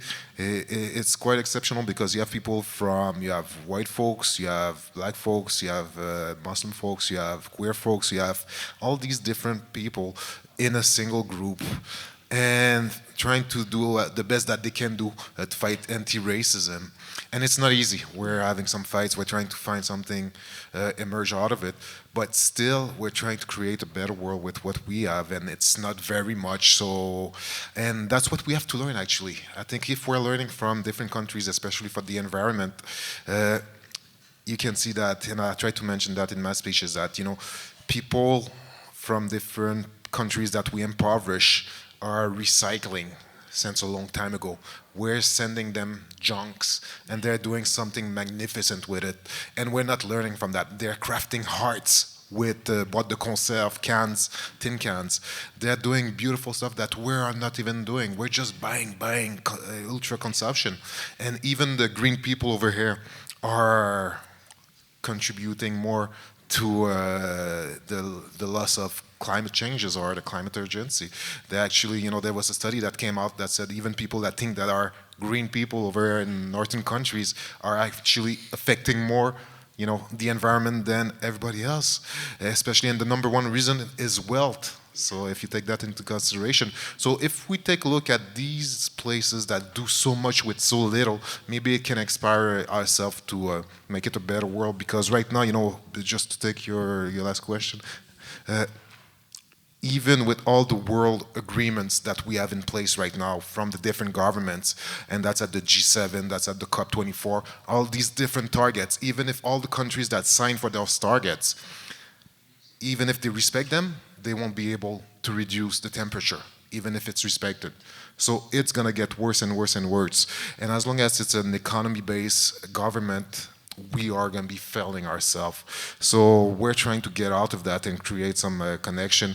And maybe if we understand that, if we encourage the indigenous people in fighting for their lands, I'm sure they'll take good care of it more than our governments are doing right now. So let's fight all together in solidarity to make sure that it happens. So solidarity is the key. So thanks. Thank you, Will. Okay, so on the note of solidarity, this is a bit of an invitation to the audience now. We know that you've been so beautifully attentive, and we know there's lots of you with lots of passion and skills and maybe time that you'd like to offer. I know that after hearing from our incredible speakers tonight, I'm personally pretty eager to get to work. And so I think in closing, I'd love to hear from you what some of the ways are that folks in the audience could engage with the work that you're doing. For everybody, it's important that you know that there's a document that's circulating and also a computer over there where you can put your name and skills or whatever it is that you'd like to do and how you'd like to engage. And I'd really encourage you to do so that we can take our words, from words to action, essentially. So we'll start with you, Ingrid. I'm just thinking of some of the things that are coming up in the future. So I talked about 2 environmental bills Bill 111, and I also talked about, and I said that was partisan, it was NDP, and an Environmental Bill of Rights, which was bipartisan, that was launched in 2017. I had a conversation with Mojde Cox from the Canadian Labour Congress, and she's interested in a federal bill. She said, you know, we already have a bill out there in Nova Scotia, and since we have something already, it would be easy or easier to develop a federal environmental racism bill. So we're going to start working on that in April. So I guess in terms of how you can help is by supporting that bill. When we developed Bill 111, the support came from the general public. We had letter writing campaigns online at my website, sent out to MLAs and different government officials. And during that week, I got hundreds, it was amazing, hundreds of emails CC'd to me, to government, indicating to me that hundreds of Nova Scotians were supporting my bill. That could happen in Montreal. You know, if we were to put together a federal bill, it would no longer be a Nova Scotia bill, federal bill, get behind it by contacting politicians. I started a new youth-led project through the Enrich Project. I'm engaging young people on campus in the broader community, youth, because they have the energy, in a project that includes working groups, research to research issues around environmental racism, digital outreach and social media is another working group. Third working group is on-campus mobilization, and the fourth is broader community mobilization. You know, distance is a problem being in Montreal, but in terms of the social media campaign, that's also something you can get involved in. We're thinking about how do we craft impactful messages about environmental racism to put out there and to engage people, and also to ensure that this issue is heard by politicians. So that's a new kind of youth-led initiative through my project. I'm going to support the youth, but what I've learned in Nova Scotia since I've been there for the past 7 years is that the youth just get it. I mean, that's just maybe the ones that I've connected to, but they've got the language, they've got the analysis, all the things I talked about today in terms of colonialism, they just have it. And they also have a lot of energy. So I'm trying to find a way to just support them, but let them lead. I'm trying not to lead. I'm trying to stand back and let them take it. So that's another initiative. And other than, I mean, there's more things coming down the pipe, but I would say that to stay connected on my Facebook page and look at my website and reach out to me, because one of the things I wanted to do was to make connections to Montreal and to other parts of Canada. You know, I think people are in Nova Scotia, they love this topic. They love environmental racism, maybe because there's so many cases on environmental racism there. But I came to Montreal, which is where I was born. I was actually born in Montreal, but I came to Montreal last year on sabbatical, and I had a visiting professorship at McGill in the sociology department. And I said, the year that I'm here, which was 2017 to 2018, I'm going to try to find cases of environmental racism in Montreal. I want to connect with people who are engaged in this issue, and I didn't connect with anyone. So I said, maybe Montreal doesn't have any cases of environmental racism. So I went back to Halifax very disappointed because I wanted to make connections. So it's interesting that there's so many of you, and I've spoken to some people today and they're involved in similar issues. So connecting to Montreal and to other parts of Canada is something that I was looking for a year ago. So if you are interested in this topic and identifying ways to collaborate, please contact me.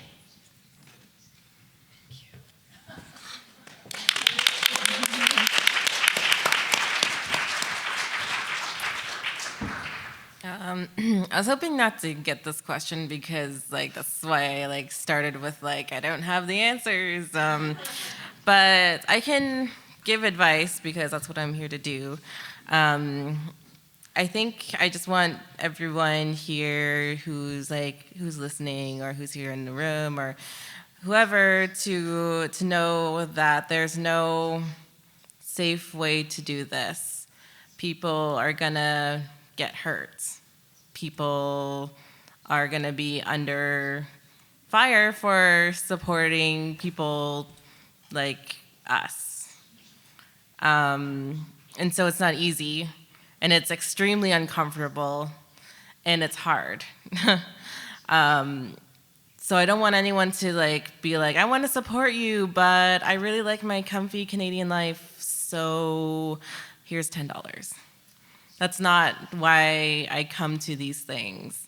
I honestly want you to like impress us.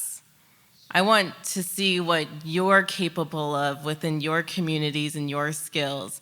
And if you don't feel like you have a lot of those skills, then find the people who do in the groups who offer those like workshops, because they're out there. I see them. I took those workshops. They're really fun. You meet great people.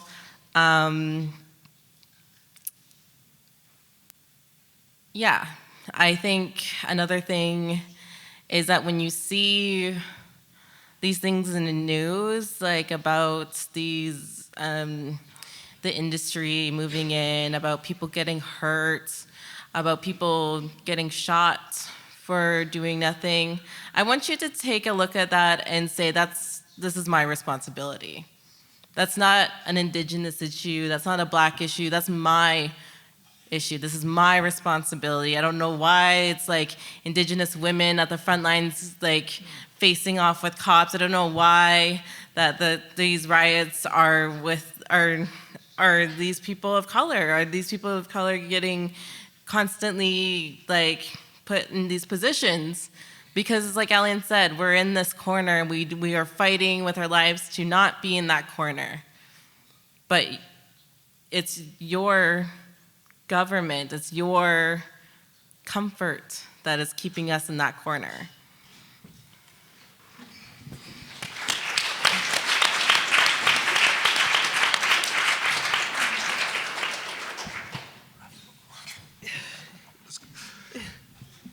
Yeah, nothing to add to that. I think everything was pretty well covered. I'm just going to put myself in a position, because you had a question that was surrounding what we can do to be in solidarity or a better ally.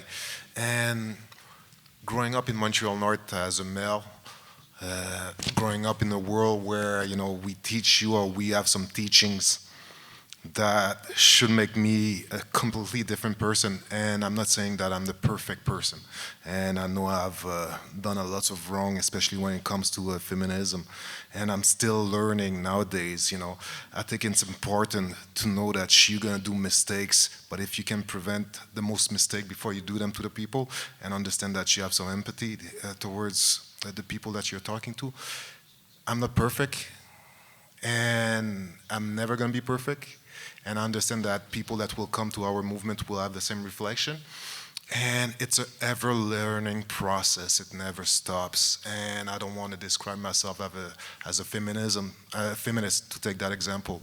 But I'm going to work hard to be as good as I can be with all my flaws. And that's what we have to remember. Let's work as good as we can to do the best that we can do. That's a beautiful note to end on. Thank you to our panelists.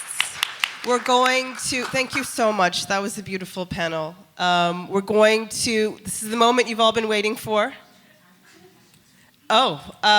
This is the moment two of you have been waiting for. We have time for two questions now. Actually going to privilege the Black, Indigenous folks of color in this room to ask those two questions of our panelists. So please, I don't know if you need to come to the mic. Yeah, you have to come here. If you are not able to, I can come to you and then come back here and ask the question. Okay. And just to let y'all know why there's only two questions left is we want to really respect everyone's time, especially our translators who've been working really hard to end on time. Okay. So if there's any Black, Indigenous, people of color that have a question, we have time for two of y'all. So we'll wait.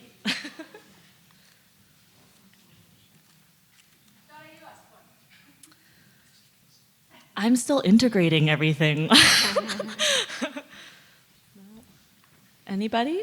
Eves? All right, Eves is going to come on up. Is there someone else after Eves? All right, well, we'll see what Eve's question does, and maybe there's only time for one question. Hello. And I really hope you've not touched on that because I've been a bit in and out and I apologize for that. It's been a very long day. My question is pretty simple. First of all, thank you for taking the time to share all that stuff with us. From what I got, I'm going to spend some time digesting it and taking it further on my own. And the question is, do you have any... We're talking a lot about intersectionality and you know, bridging together all those different strands of the same movement. Any advice or any thoughts on how to best share best practices from one community to the other? And the community would be the Indigenous and Black community, or? As an example, yes, people fighting more for on the social side, environmental side, but like once we take time together, how, you know, it's like, it's hard. If we want to say everything, we might take too much time. It's not easy. So how do we make it, how do we encode information so that we can, you know, propagate what's working very well and efficiently? Well, I think panels and events that do what this panel did today is important.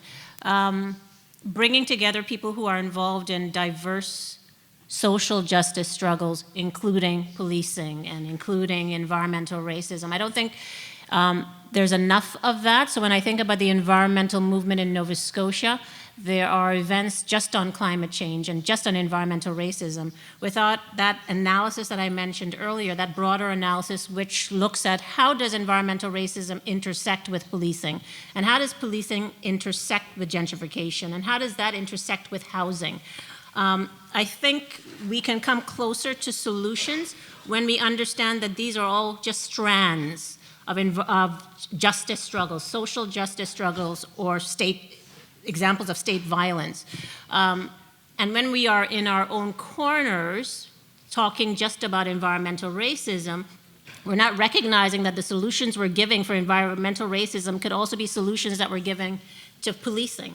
So I think centering our panels and our events around social justice struggles and talking about how the examples of social justice struggles and the solutions to those struggles in different ways by bringing different communities together to talk about different issues and centering those issues on shared solutions amongst activists and professors and students and health professionals and NGOs and environmental NGOs.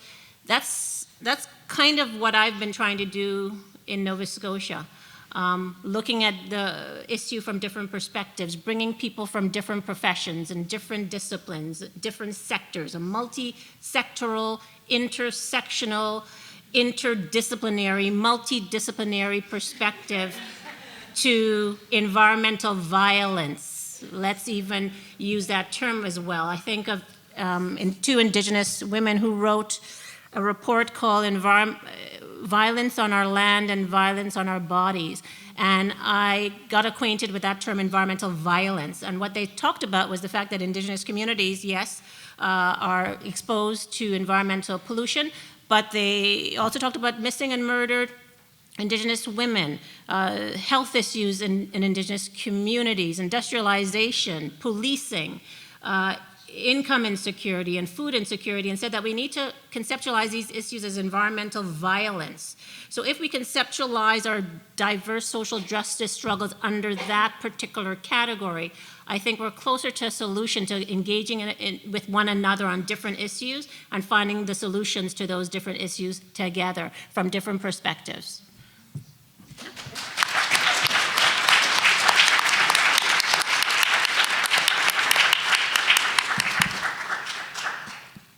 Is there anyone else? A short question. Yes. Okay. Yep. Come on up. This is the last question of the night. Do you know that report? Drum roll. No pressure.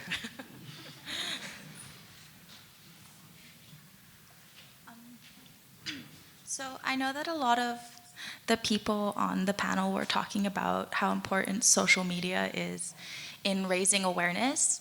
And I was just kind of wondering how people like me who maybe aren't affiliated with any schools or larger bodies of people could help structure the transition from raising awareness to affecting change?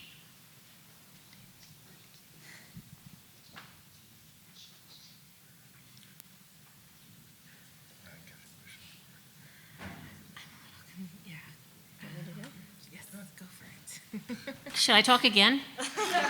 You know, professors, we're always doing the talking, taking up space, I've been told. If you're not connected, I would say that you need to get to know and develop relationships organically with the communities that are impacted. I mean, there's several ways you can do it. You can start to identify the NGOs and non-governmental organizations that are involved in these issues, those that are respected and that are doing the work and that are connected with affected communities. I find that that's a very easy way to get involved and support communities by looking at those, I would say, more grassroots initiatives that have ties and relationships with affected communities, or getting to know the issues and priorities and needs of affected communities by attending their events and their initiatives and being present, being there. You know, one of the things that affected communities often complain about is that people come into their communities and then say bye, or they don't really know people. They do what they do and then they never return. And that's why it's very difficult to trust. So if you're not connected, get a sense from other people, from your friends, from other activists, who are the affected communities in your area. Attend events, get to know people that way, speak with people, educate yourself. One of the things that white people often ask me is, you know, I've had white guys stand up and say, I'm a white guy, and you know, I've got a lot of privilege, and can you tell me how I should, you know, because I'm white and I have so much privilege, I don't know what to do. And I always say the first thing that you need to do is educate yourself. Find out about the issue and educate yourself about the issue, but also it's like a dance. Always know that you should allow the members of the affected community to lead, but you know when to come in when needed. So that's the trick of being an ally, right? Is to educate yourself first. Always make sure that you're letting the affected communities lead. Often what they lack, affected communities, are resources, whether it's financial or physical resources, and know when to come in to support in that way. But they need to be in the driver's seat. So when you are making these connections and developing these relationships with affected communities, you also have to go in with that mindset. So those are, to me, the two ways to get connected to these issues and support communities. Initiatives, NGOs, that are doing this work, that are respected, that are grassroots, that you know have ties to these communities and are authentic, and individuals or activists or your own motivation to reach out to these communities and attend events and get to know people and to continue to return to those communities so that it's organic and it's authentic.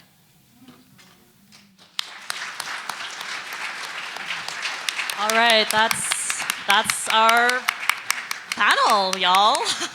We made it. We're 2 minutes early. This is amazing.